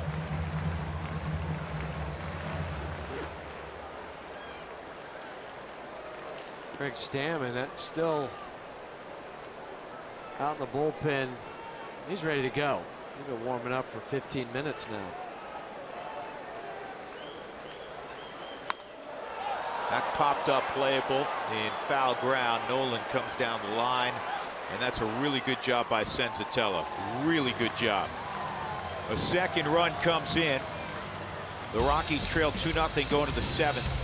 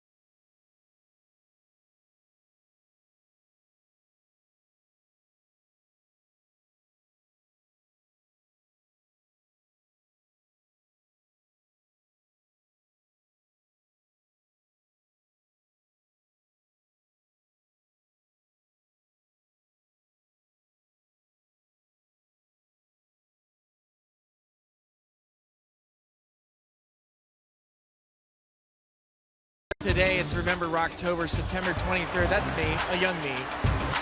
Going for game number 8. Jeff Francis won that game, tying for a season record 17 wins. Garrett Atkins, you'll get a chance to see it. Inside the park home run. By the way, he still hasn't caught his breath. Ended up with 99 career home runs. The Rockies left this game in San Diego a game and a half back in the wild card. I still can't believe Garrett Atkins ever had an inside the park home run. I mean, it took a train wreck out in center field. That game, if you remember, was not a great game from the Padres standpoint because Milton Bradley got hurt. Mike Cameron on that play got hurt in center field, and that provided a pretty big dividend further on for game 163. Do you know what? Milton Bradley got hurt when he was arguing at first base, and I still have never seen anything like that. I've never seen anything like that. And Buddy tried to restrain him. You know, Milton was a combustible guy. And while he was restraining him, he turned his leg. Not Buddy, but Milton Bradley did, and he blew out his ACL. There's a bunt attempt by Story. Stammen gets off the mound and throws him out. 1 out. I like the idea from Trevor, just not the execution. Got to be finer with no strikes, right? That's what I say, fair or foul. You can't bunt it that close to the pitcher. If you bunt it foul, you're 0-1. Craig Stammen on the year. He's kind of rebounded a little bit.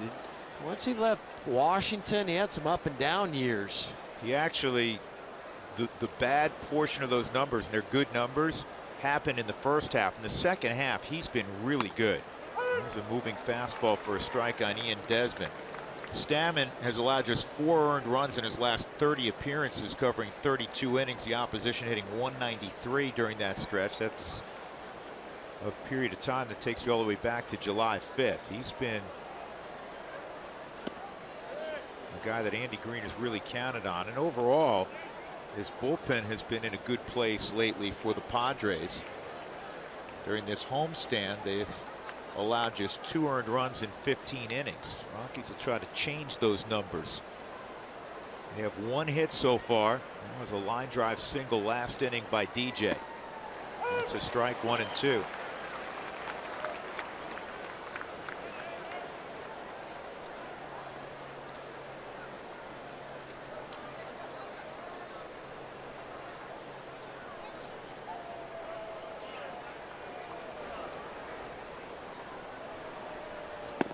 Two and 2. So check these numbers out. The Rockies came into the ball game tonight with a 4 ERA, which was 12th best in the month of September in Major League Baseball. It's the best September ERA in club history. The 2 previous best happened in 07 and 09, playoff years. So the Rockies have pitched well in September. The problem has been, because they're 10 and 10 in September, their offense. And this is a base hit for Desmond. The Rockies have scored 95 runs, which is kind of middle of the road in the month of September in Major League Baseball. They've hit just .220 with runners in scoring position, which is 27th in baseball, and they were the best team in baseball for more than 3 months.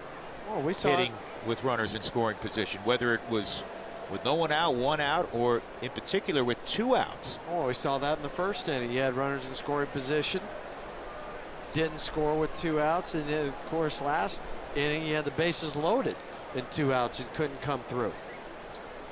Lucroy at the plate. Tapia has come out on deck.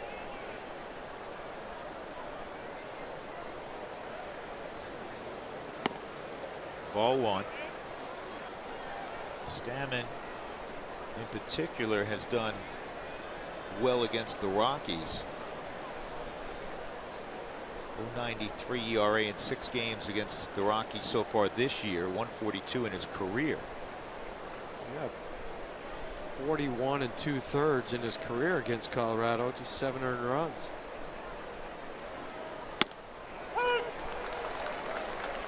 One and 1. Reached the big leagues for the first time in 09 with Washington.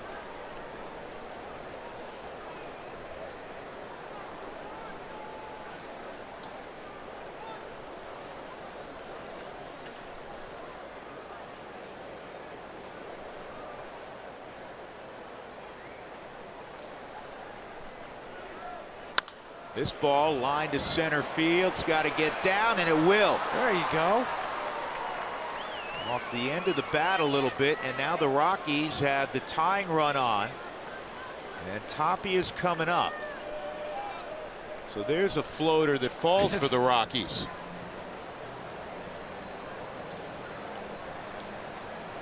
That's nice off the end of the bat. The slider, Jonathan. 3 hits last night. Produces his first hit tonight.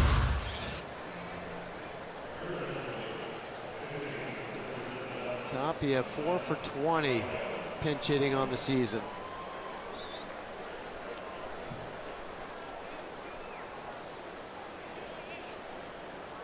These at-bats are tough to begin with, Huey, but they're made that much more so because you just don't get many live ABs.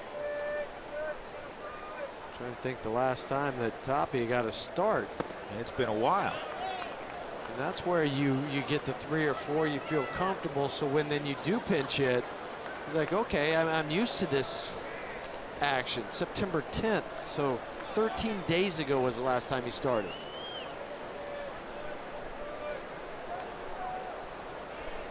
Two on, 1 out. 7th inning, the Rockies trailing 2-0 in San Diego.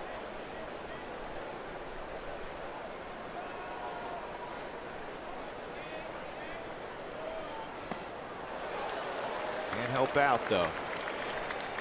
That's probably the pitch too. The off-speed pitches, the ones that you have trouble with when you don't get the consistent at bats. You know, the fastballs, you can try to time those up, but recognizing off speed. And just the, Huey, I would think the anxiety too. I mean, True.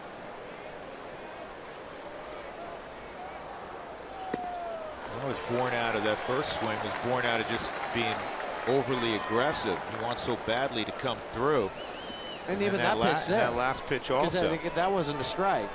Didn't even appear to be a strike out of the hand. Now you got to delete really quickly and protect mode. Yep. And here goes Toppy into that crouch behind 1 and 2. Blackman on deck.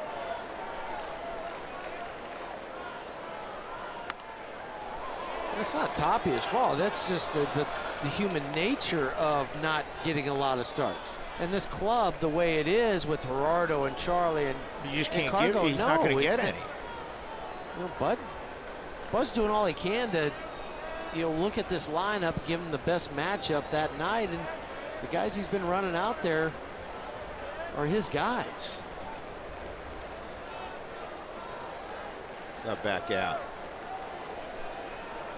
Rockies 5 for their last 31, a 161 batting average with runners in scoring position. It would be super cool to see the Rockies score here. They haven't had many opportunities. Chacin took a no-hitter into the 6th inning.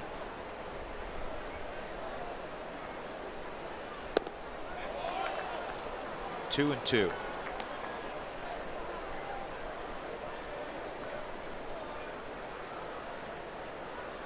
This young man had a terrific year in Albuquerque, Ramel. Even when he would get sent back down, it seemed like he'd started another hit streak. Yep. Desmond at second, Lucroy at first, 1 out. Got a pick going.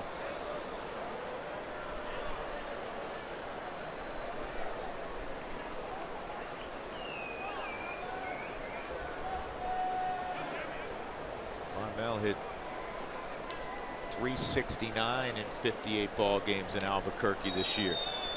That's getting it done.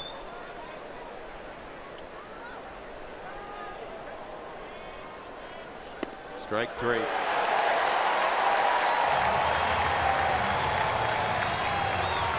over the Subaru strike zone. Hip side fastball. Started inside. Ramel backs out. No doubt, just has to walk back.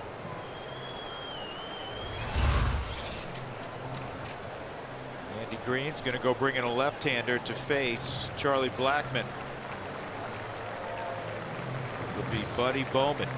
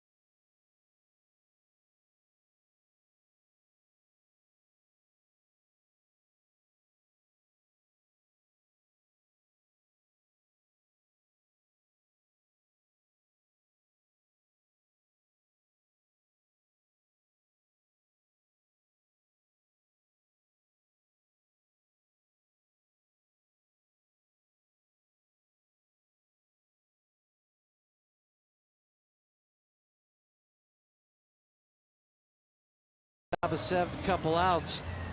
Hey kids, big and small, be sure to visit the Aero Arcade presented by Aero Electronics, located in the interactive area on the main concourse in center field. Buddy Bowman, the new pitcher for the Padres. Excuse me, Buddy Bowman. My apologies, Buddy. 20 ball games on the year. .87 ERA in 22 career appearances at Petco. It's about time he allowed a run here against the National League West. Hasn't allowed one yet. Charlie takes a strike. Charlie nearly hit one out his last time up. Jankowski at the wall in left center field gathered one in. That'd be a great time for Charlie to break out of this little funk he's been in. 0-1.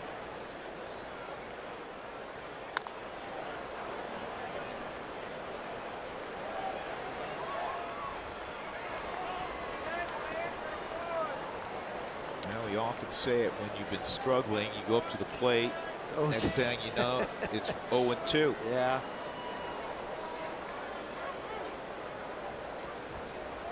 Even with 2 strikes, Buddy will throw his fastball more than 3/4 of the time. His other pitch is a slider.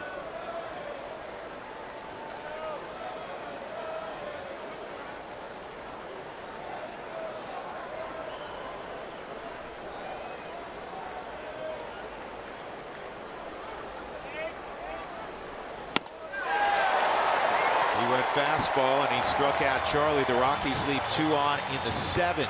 2-0 San Diego.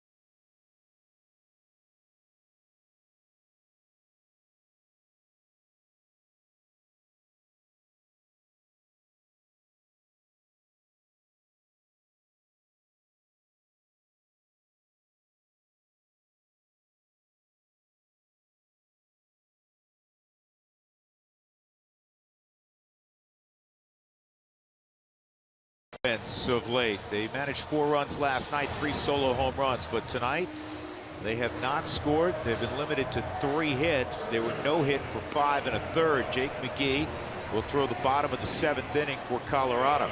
Jake had a great 8th inning last night. 1 inning, ground out, an easy pop-up. Took him only 9 pitches to navigate the 8th last night. Will Myers, Solarte flipped around to the right side, and Hunter Renfroe.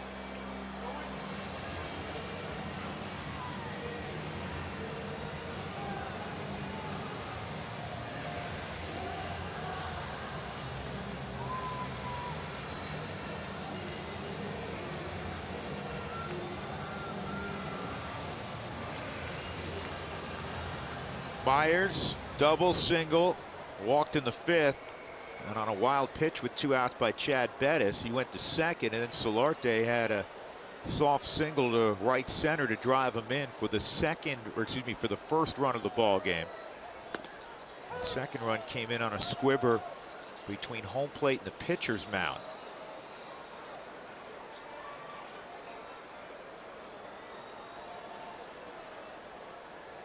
But the Padres have produced a lot more traffic than the Rockies. They have 10 hits tonight to Just 3 for Colorado. They have had base runners in every single inning. Rockies have not had a 1-2-3 inning yet. In fact, they've left 9 on base. 2 strikes on Will Myers.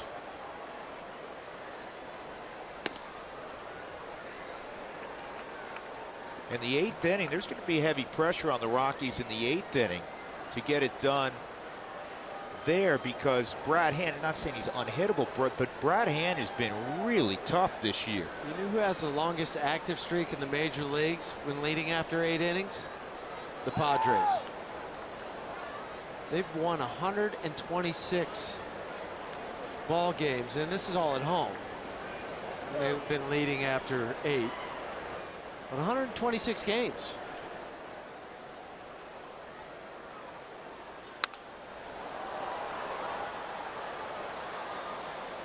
Brad Hand already threw an inning 2 days ago and struck out the side in the 9th to earn a save.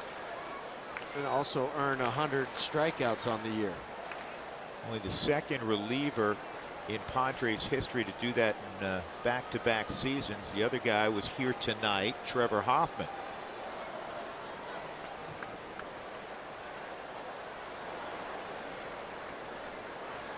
One-two, curveball, strike 3. And I love that Jake will do that once in a while. The book says he's going to throw the fastball more than 90% of the time, and this one just locked up Will Myers. He started it, he used it last year more out of necessity because of his knee. Didn't have the fastball velocity. That's a wonderful way of describing it, Huey. You're right. Yeah. I mean, last year he was trying to make it up as he went along, just because he didn't have the legs underneath him with the knee injury to be able to throw that upper 90s heater. It was just like he's working on a dry erase board each night. You go up there, right? No, I don't have that tonight. I got to go something else. I give Jake a ton of credit. I know you do as well, because he never made an excuse. Not once. He never said, "Hey, put me on the DL."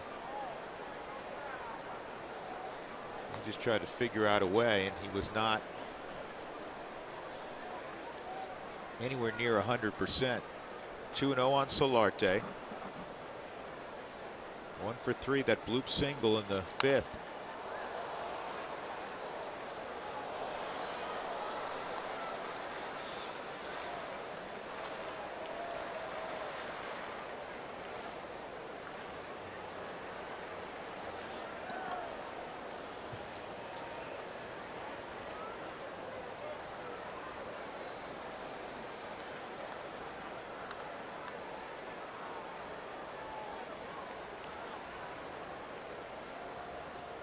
Good pitch.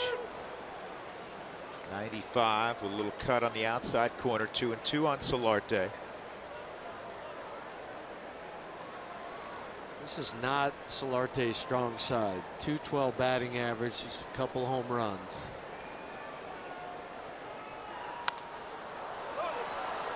This one may be playable for Desmond. It will be. 2 outs.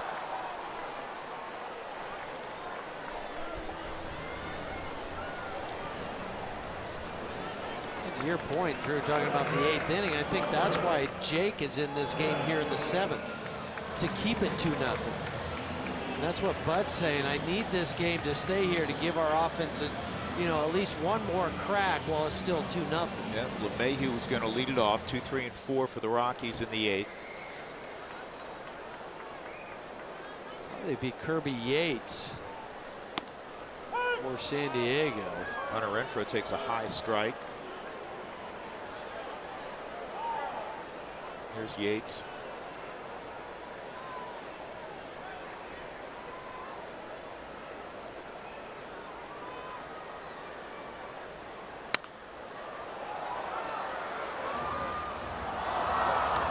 Two strikes on Renfroe.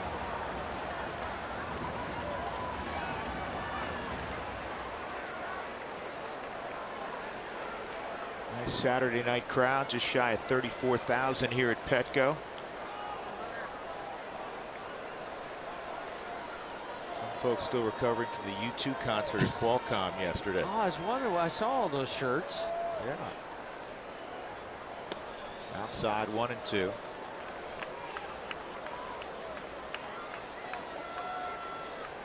Spilly ran up there from the parking lot trying to catch the encore. He and Dougie went up there.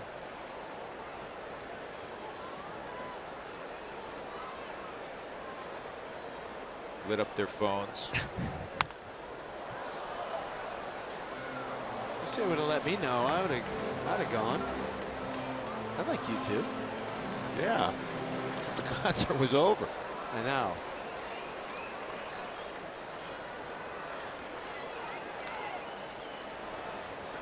We're watching a nice Rockies victory.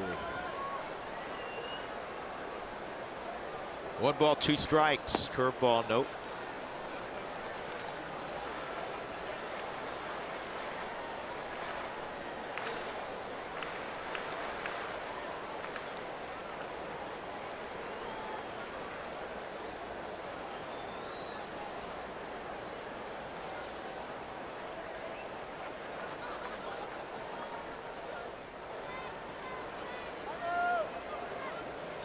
Did you see the last thing Jonathan Lucroy did? He went through the signs twice, and then he kind of put his hand up as if to say, well, okay, what do you want? Wanted the fastball. Fastball away.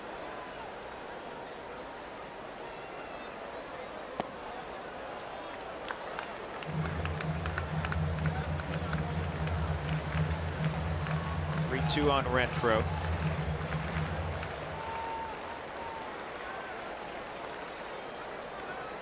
Jake last night pitched a 1-2-3 8th inning. Greg Holland a 1-2-3 9th inning as the Rockies locked down a 4-1 win. Swung on and missed. Renfroe's gone at 97. Another 1-2-3 inning for McGee. And now the Rockies, running out of opportunities, will come up down 2-0 in the 8th. Nolan will be part of the festivities when we return to Petco.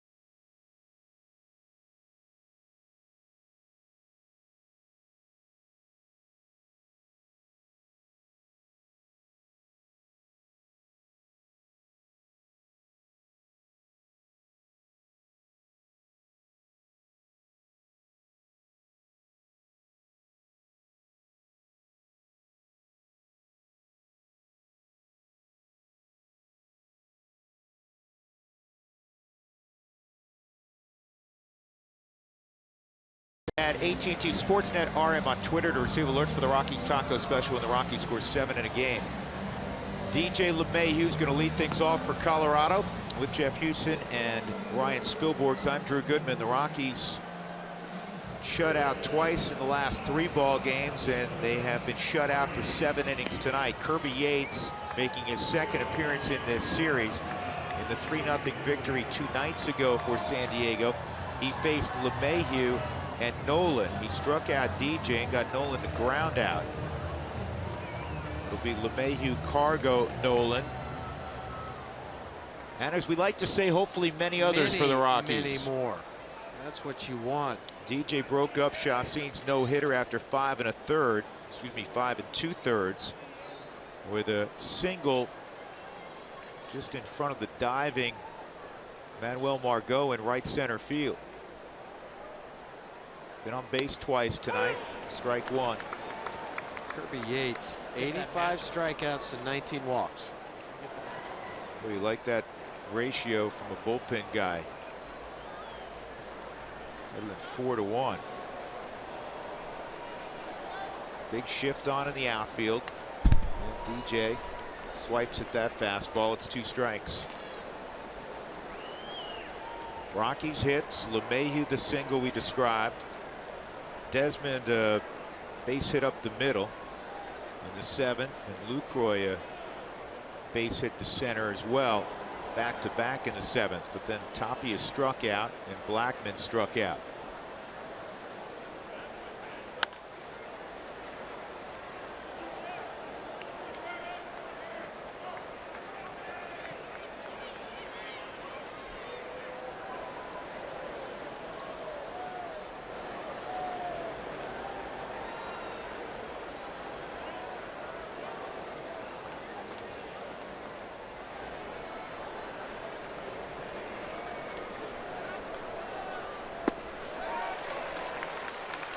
One out.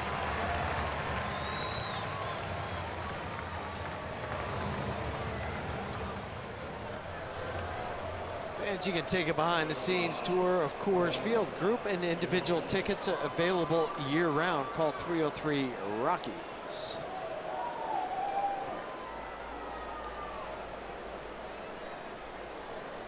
Cargo tonight, a line out, a ground out, and a walk. Rockies loaded the bases with 2 outs in the 6th. Parra hit a pop fly to shallow left to end that threat.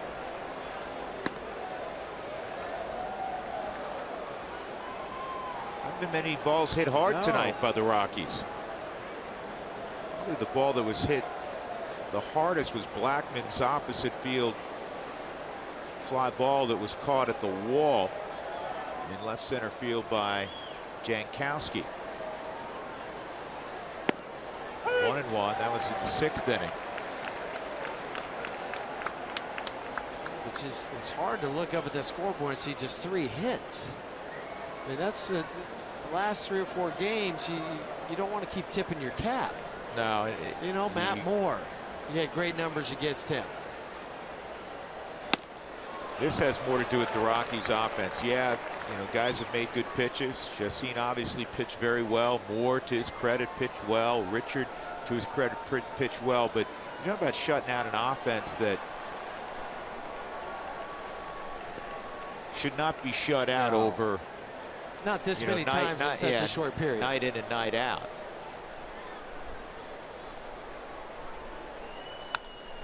The Rockies had 7 hits last night. Unfortunately, 3 went out of the ballpark. They had 7 hits in losing 3-0 on Thursday. All 7 were singles. They struck out 11 times that night. On the previous day, they lost 4-0 in San Francisco. They had 6 hits in San Francisco that final ball game. Just 3 extra base hits in the last 4 games. And that's a foul tip. That's held. That's another strikeout. That's 10 strikeouts tonight. Can't explain it. Yeah, you can. Cargo. That was right down the middle, and Kirby Yates got away with it. Yeah, I mean, you know, you're saying like, oh man, that's a he was great getting pitch. outpitched. No, it's not. That's a 92, 93 mile an hour fastball. It's center cut and up.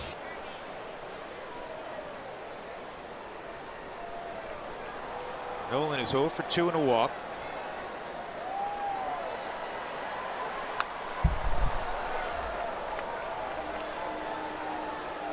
Nolan was quoted last night after that victory, snapping the 4-game slide. They're saying that win feels like it's worth 5 games. I mean, just time of year. The weight lifted off the shoulders, but it's going to be right back on the shoulders if the Rockies can't find a way to rally.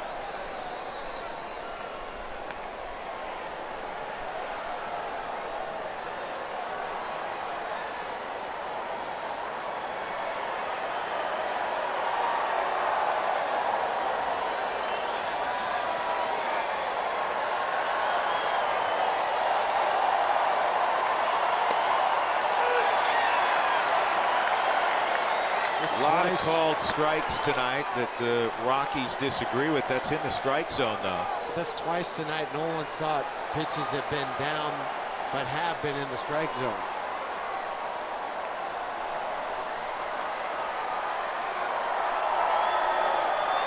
Four backward Ks this evening. 1-2. This ball is in the air to center field, and Margot makes the catch. It's a 1-2-3 eighth inning for Kirby Yates. 2-0 San Diego.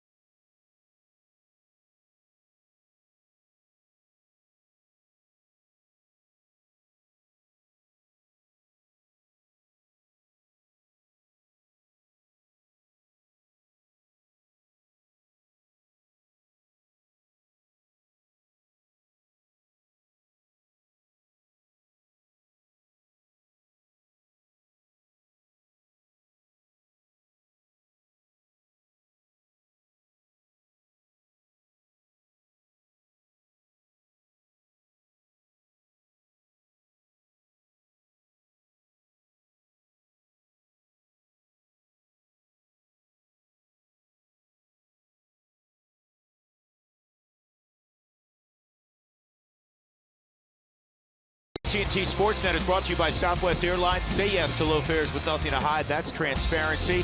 By the Wyoming Office of Tourism, Wyoming is full of adventure. It's time to find out if you are too. That's why. TravelWyoming.com. And by Bank of the West, whatever your needs, good things happen when your local bank goes big. Bank of the West. Petco Park, where the Rockies bats have not been found tonight. They're shut out so far 2-0. Bottom of the eighth inning, Corey Spangenberg will lead off, and Chris Russin will be on for the 58th time, trying to keep it a 2-run game and give the Rockies a chance against Brad Hand in the ninth. Chris, a third of an inning last night, gave up a couple hits, but they were the one right over the bag by Austin Hedges, a double, and then the little flare to left field. And this one is shot down the left field line. Spangenberg will have himself a double.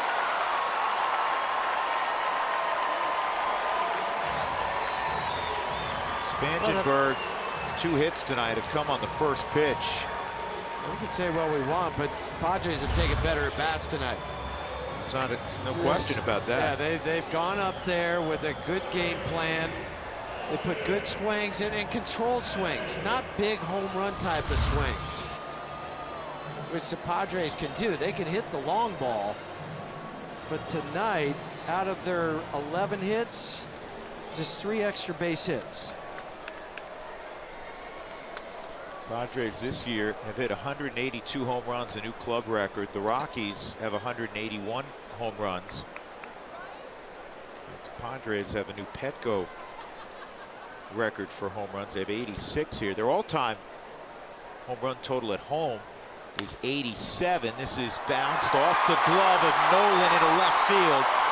It got redirected there. It'll be a hit for Austin Hedges. First and third, nobody out, and another close call that goes the way of the Padres in terms of where that baseball was hit. Nolan couldn't quite get it. Even if Story catches this, the only difference is Story's going to be able to hold Spangenberg at second. Possibly. And the only reason I say possibly, Drew, is because if he's all the way in the hole, as that ball goes off, he may have taken off. Yeah, might have taken off. And even on the Subaru Super Mode, just off the end of the glove for Nolan. But what I'm saying is if Trevor's all the way in the hole, makes a throw across, then I think Spangenberg goes to third. But that's just the difference tonight. And the Padres are just putting better wood on the ball. They now have 12 hits. Jankowski at the plate with the infield in.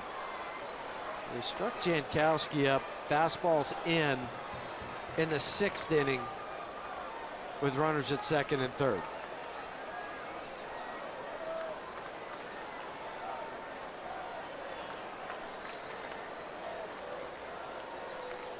Hedges at first base. 3 hits and a walk tonight.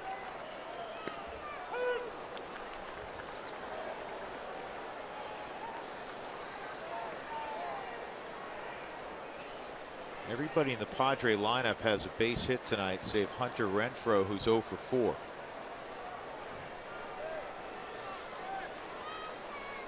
This is going to take some kind of pitching to keep the Padres off the board. 1-1, 1-2. Don't even mess around. Go in there again. He's got a significant hole down and in. Yeah, big hole. Which most left-handers like it down and in. That's a problem area for Travis. And right back there is Jonathan. Smart call.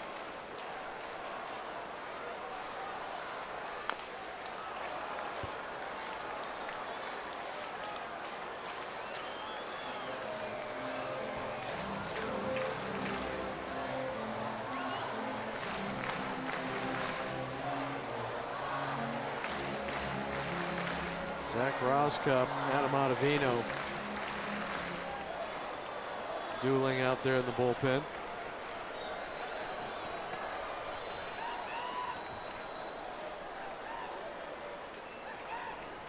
Here's the 1-2. Now they got it picked off, and he didn't even realize he's got the base stolen. Austin Hedges. Desmond was wary of Spangenberg at third, did not throw. And it'll go as a stolen base for Hedges. And where Trevor was, he couldn't get over there in time because he's playing even with the grass. 4 stolen base for Hedges. Hedges even stops. Watch him stop 3 steps prior to the bag. He was saying the throw was going to come. I'm going to have to get in a rundown. Right there, he stops.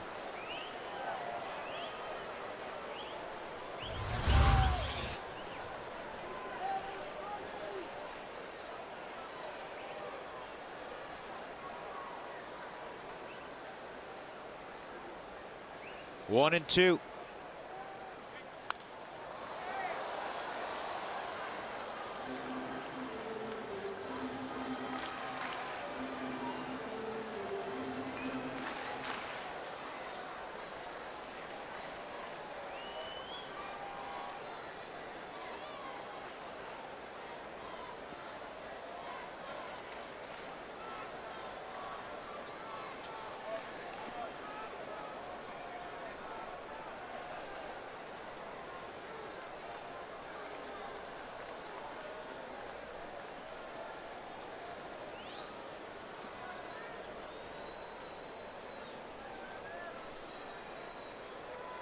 Russin ready.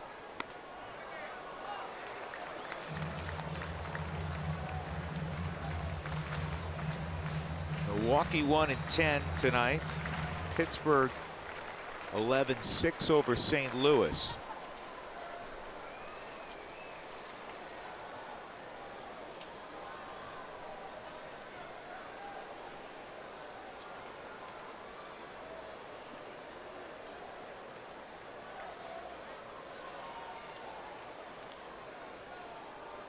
And Jankowski gets hit. That'll load the bases up.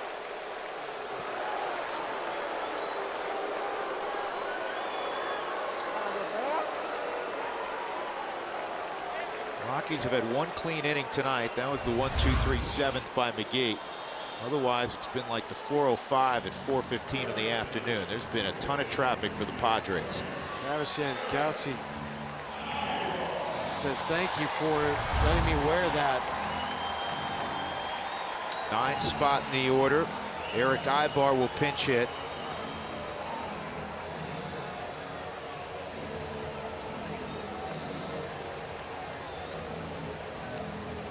It's really been somewhat miraculous that the Rockies have only given up 2 runs after allowing 12 hits. They've also had a couple of walks, and now the hit batter. That's 15 base runners. Also a wild pitch mixed in there. He's going to throw that one in. He's looking at the book. Rockies will be coming to the plate. Ibar pulls it foul past Glenn Hoffman. Ibar hitting .250 right-handed this year. It's his first pinch hit appearance hitting right-handed. All the other ones have come left-handed. 1 for 8, lefty.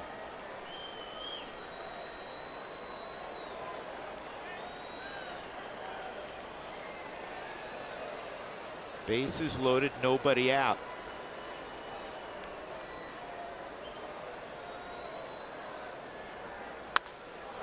And that's foul down the right field line. 2 strikes on Eric Ibar.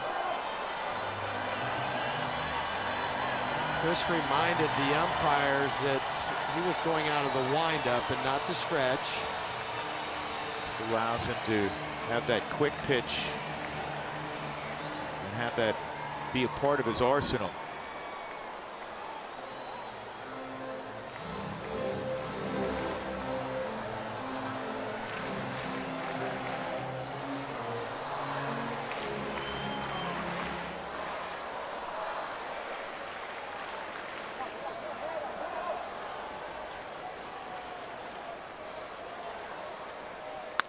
Ground ball to first, tag play at home, high throw. 1 run is scored, another run's going to score. 4-0.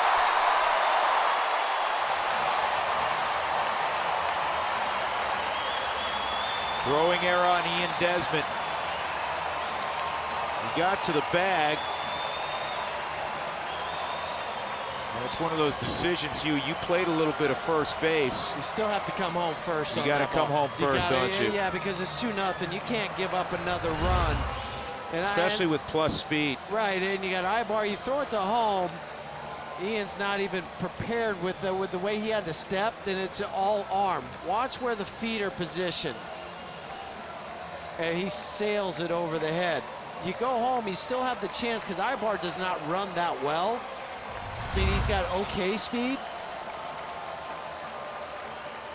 And now you give him 2 more runs and still no outs. Or excuse me, 1 out.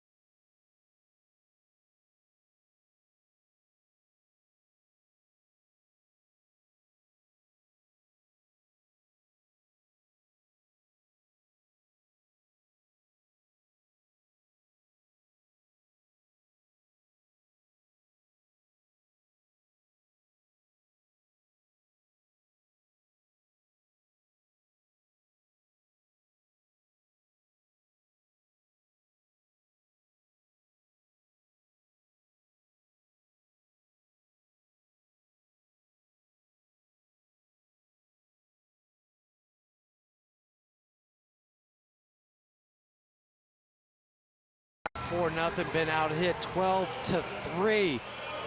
The upcoming Coca-Cola Value Pack games are September 25th through the 27th. 4 tickets, 4 hot dogs, 4 Cokes, and more for either $59 or $79, depending on seat location.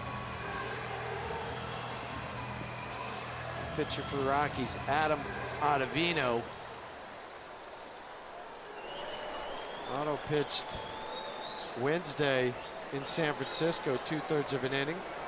Was able to get out of it with a double play after walking a couple guys.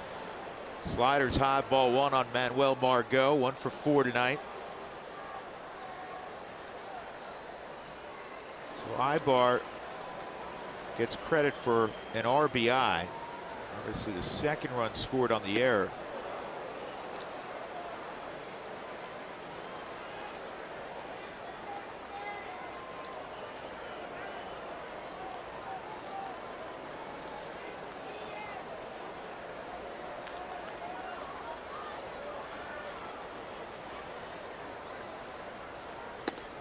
Good slider, 1-2.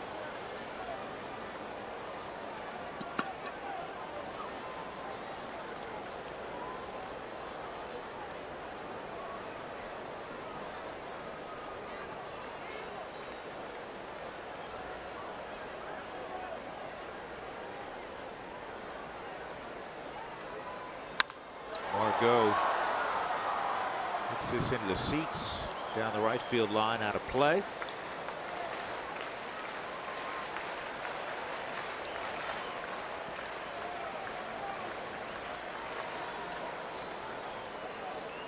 Rockies 11-6 against the Padres this year. They've had a winning record here at Petco this season. It's been a tough weekend so far, other than last night. And this is in the air to plenty deep center field. Blackman will make the catch, but Jankowski will come home with a 5th Padre run. 39th RBI for Margot.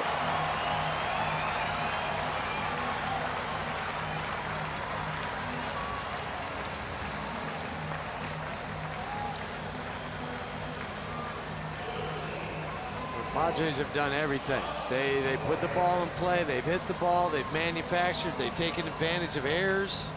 Sloppy defense.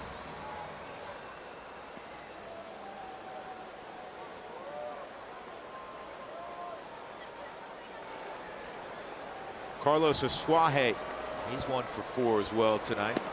And that's a strike.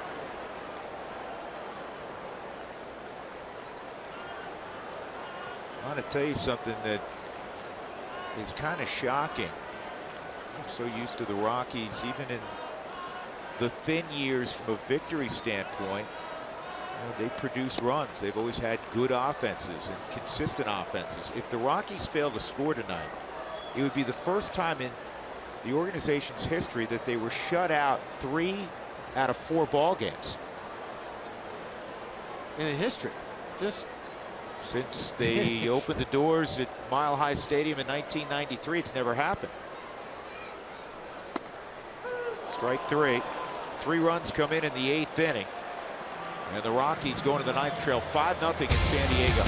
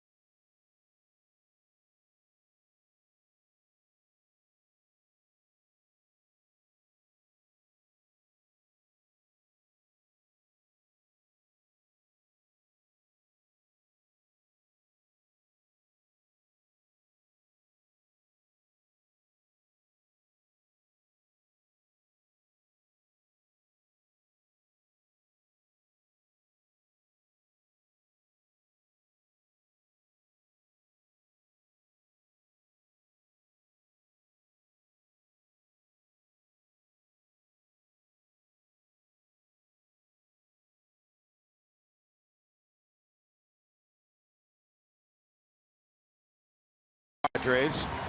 Gerardo Parra will lead it off. Brad Hand, despite the fact that it's no longer a save situation, is going to throw the 9th inning for San Diego. Parra 3 fly balls, 2 to left, 1 to right this evening. I think they just didn't have time to get somebody else loose. Hand was warmed up, ready to go. As I mentioned it, Brad Hand, 100 strikeouts. Joins Trevor Hoffman in that exclusive group for the Padres. Back-to-back years for Brad.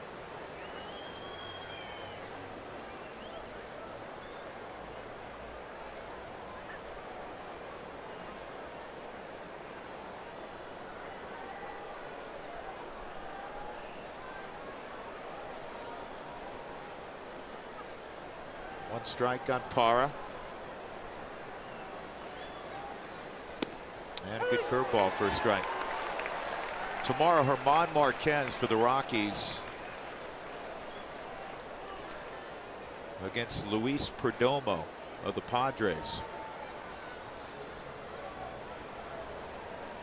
Perdomo in his last 6 starts, 3.31 ERA, 5 qualities.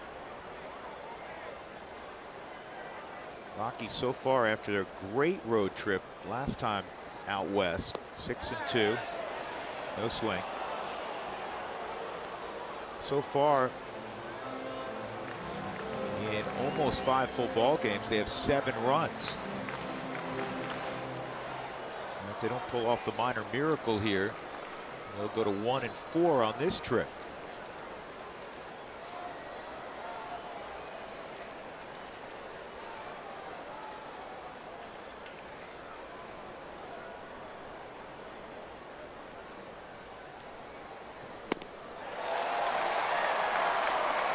Parra is gone. That'll bring up Story.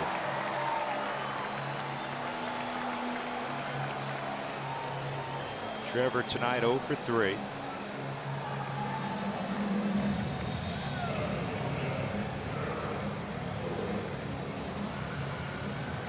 Well, looking at it as from a glass half full perspective, either way, the Rockies wake up tomorrow morning, they're still in a playoff spot.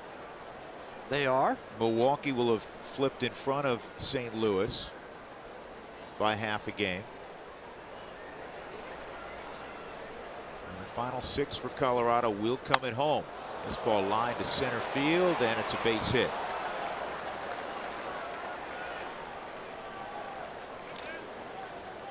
Rockies' 4th hit. That'll bring up Desmond. And you've knocked another game off the schedule. We got 7 left. But Miami's putting up some runs down in Arizona, so that's going to be a tough 3-game set. They put up 11 runs tonight. They put it. You know this, man. You played for more than a decade in the big leagues. They're all tough. There's no Especially when you get paycheck down to games. this. There's no directional schools taking on a Power 5 team this time of year where it's a foregone conclusion which team's going to win. Well, Miami's put up 22 runs in the last 2 nights against Arizona. They have a bona fide offense. Clearly, you know, we all know about Stanton. Don't forget that center fielder's pretty good. Christian Yelich as well.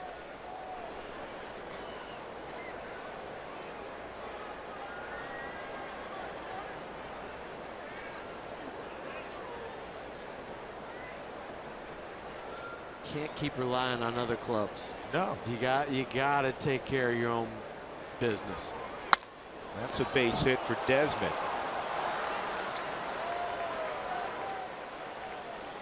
Well, Corey asked for it just a moment ago. Just show a little spark here in the 9th inning. Give you something to hang your hat on. Well, the thing I like about those 2 at bats, not only the results, that's pretty clear, but that swing right there by Desi was a controlled swing as opposed to I'm going to put it all on my back. I'm not saying that about Desmond, but you had remarked earlier there seem to be a lot of big swings lately, which happens when a team's frustrated because guys so badly want to do well. Sure. And they want to be that guy.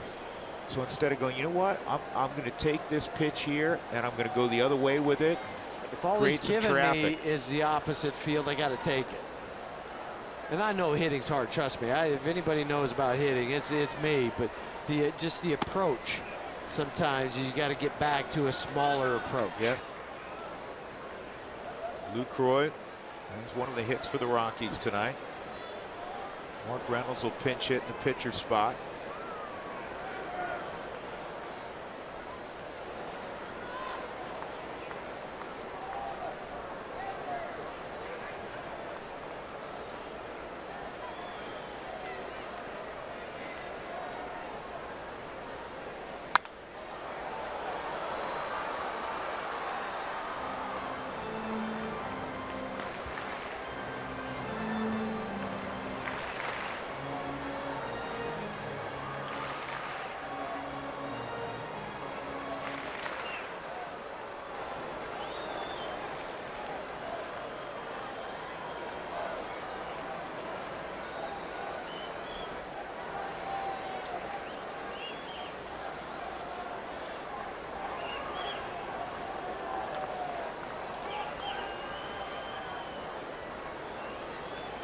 This ball lined to right, but it's going foul.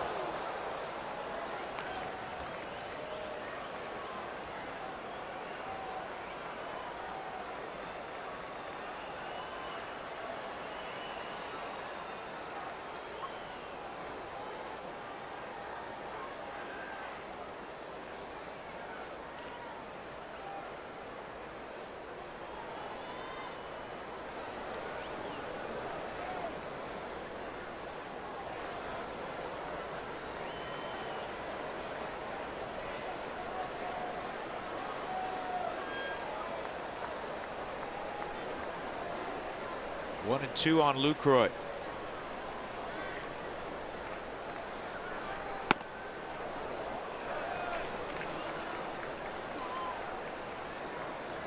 Nothing else, too. You maybe expand Brad Hand and make him throw some pitches so he's not available tomorrow.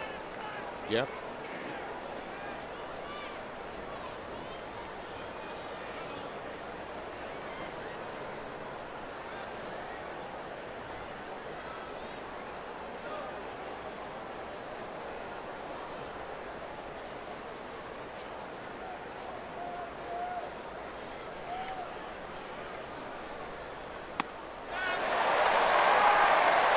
Two gone.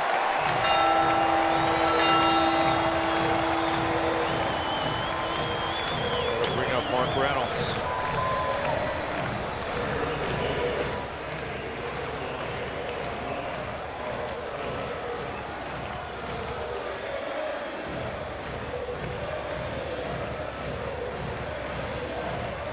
Mark started on Thursday at first base, went 2 for 3, couple singles. Not in the lineup yesterday, and obviously not in the lineup tonight.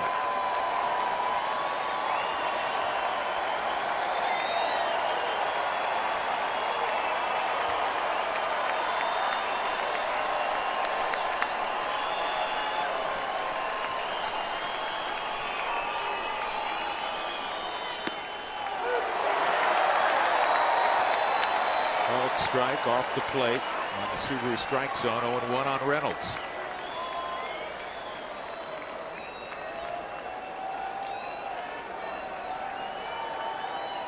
Good numbers against Brad Hand as you see 4 for 9 with that dinger.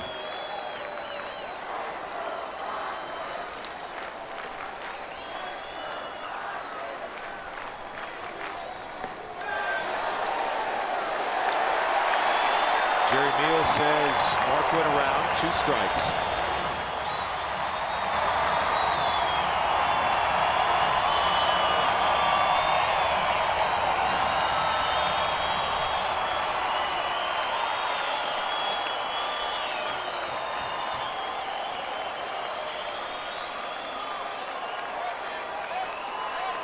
Story singled, Desmond singled.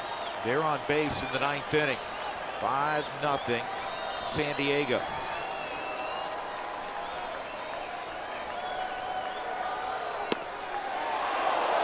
That may have been strike 3, but it was called a ball.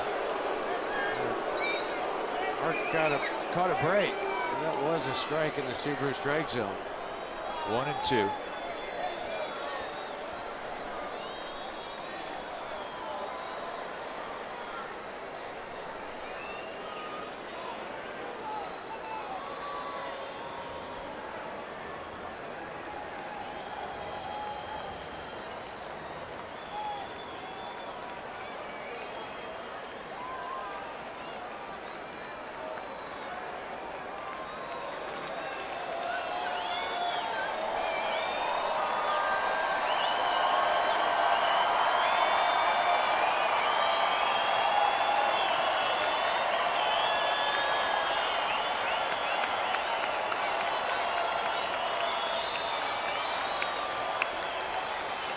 Ball and 2 strikes on Reynolds.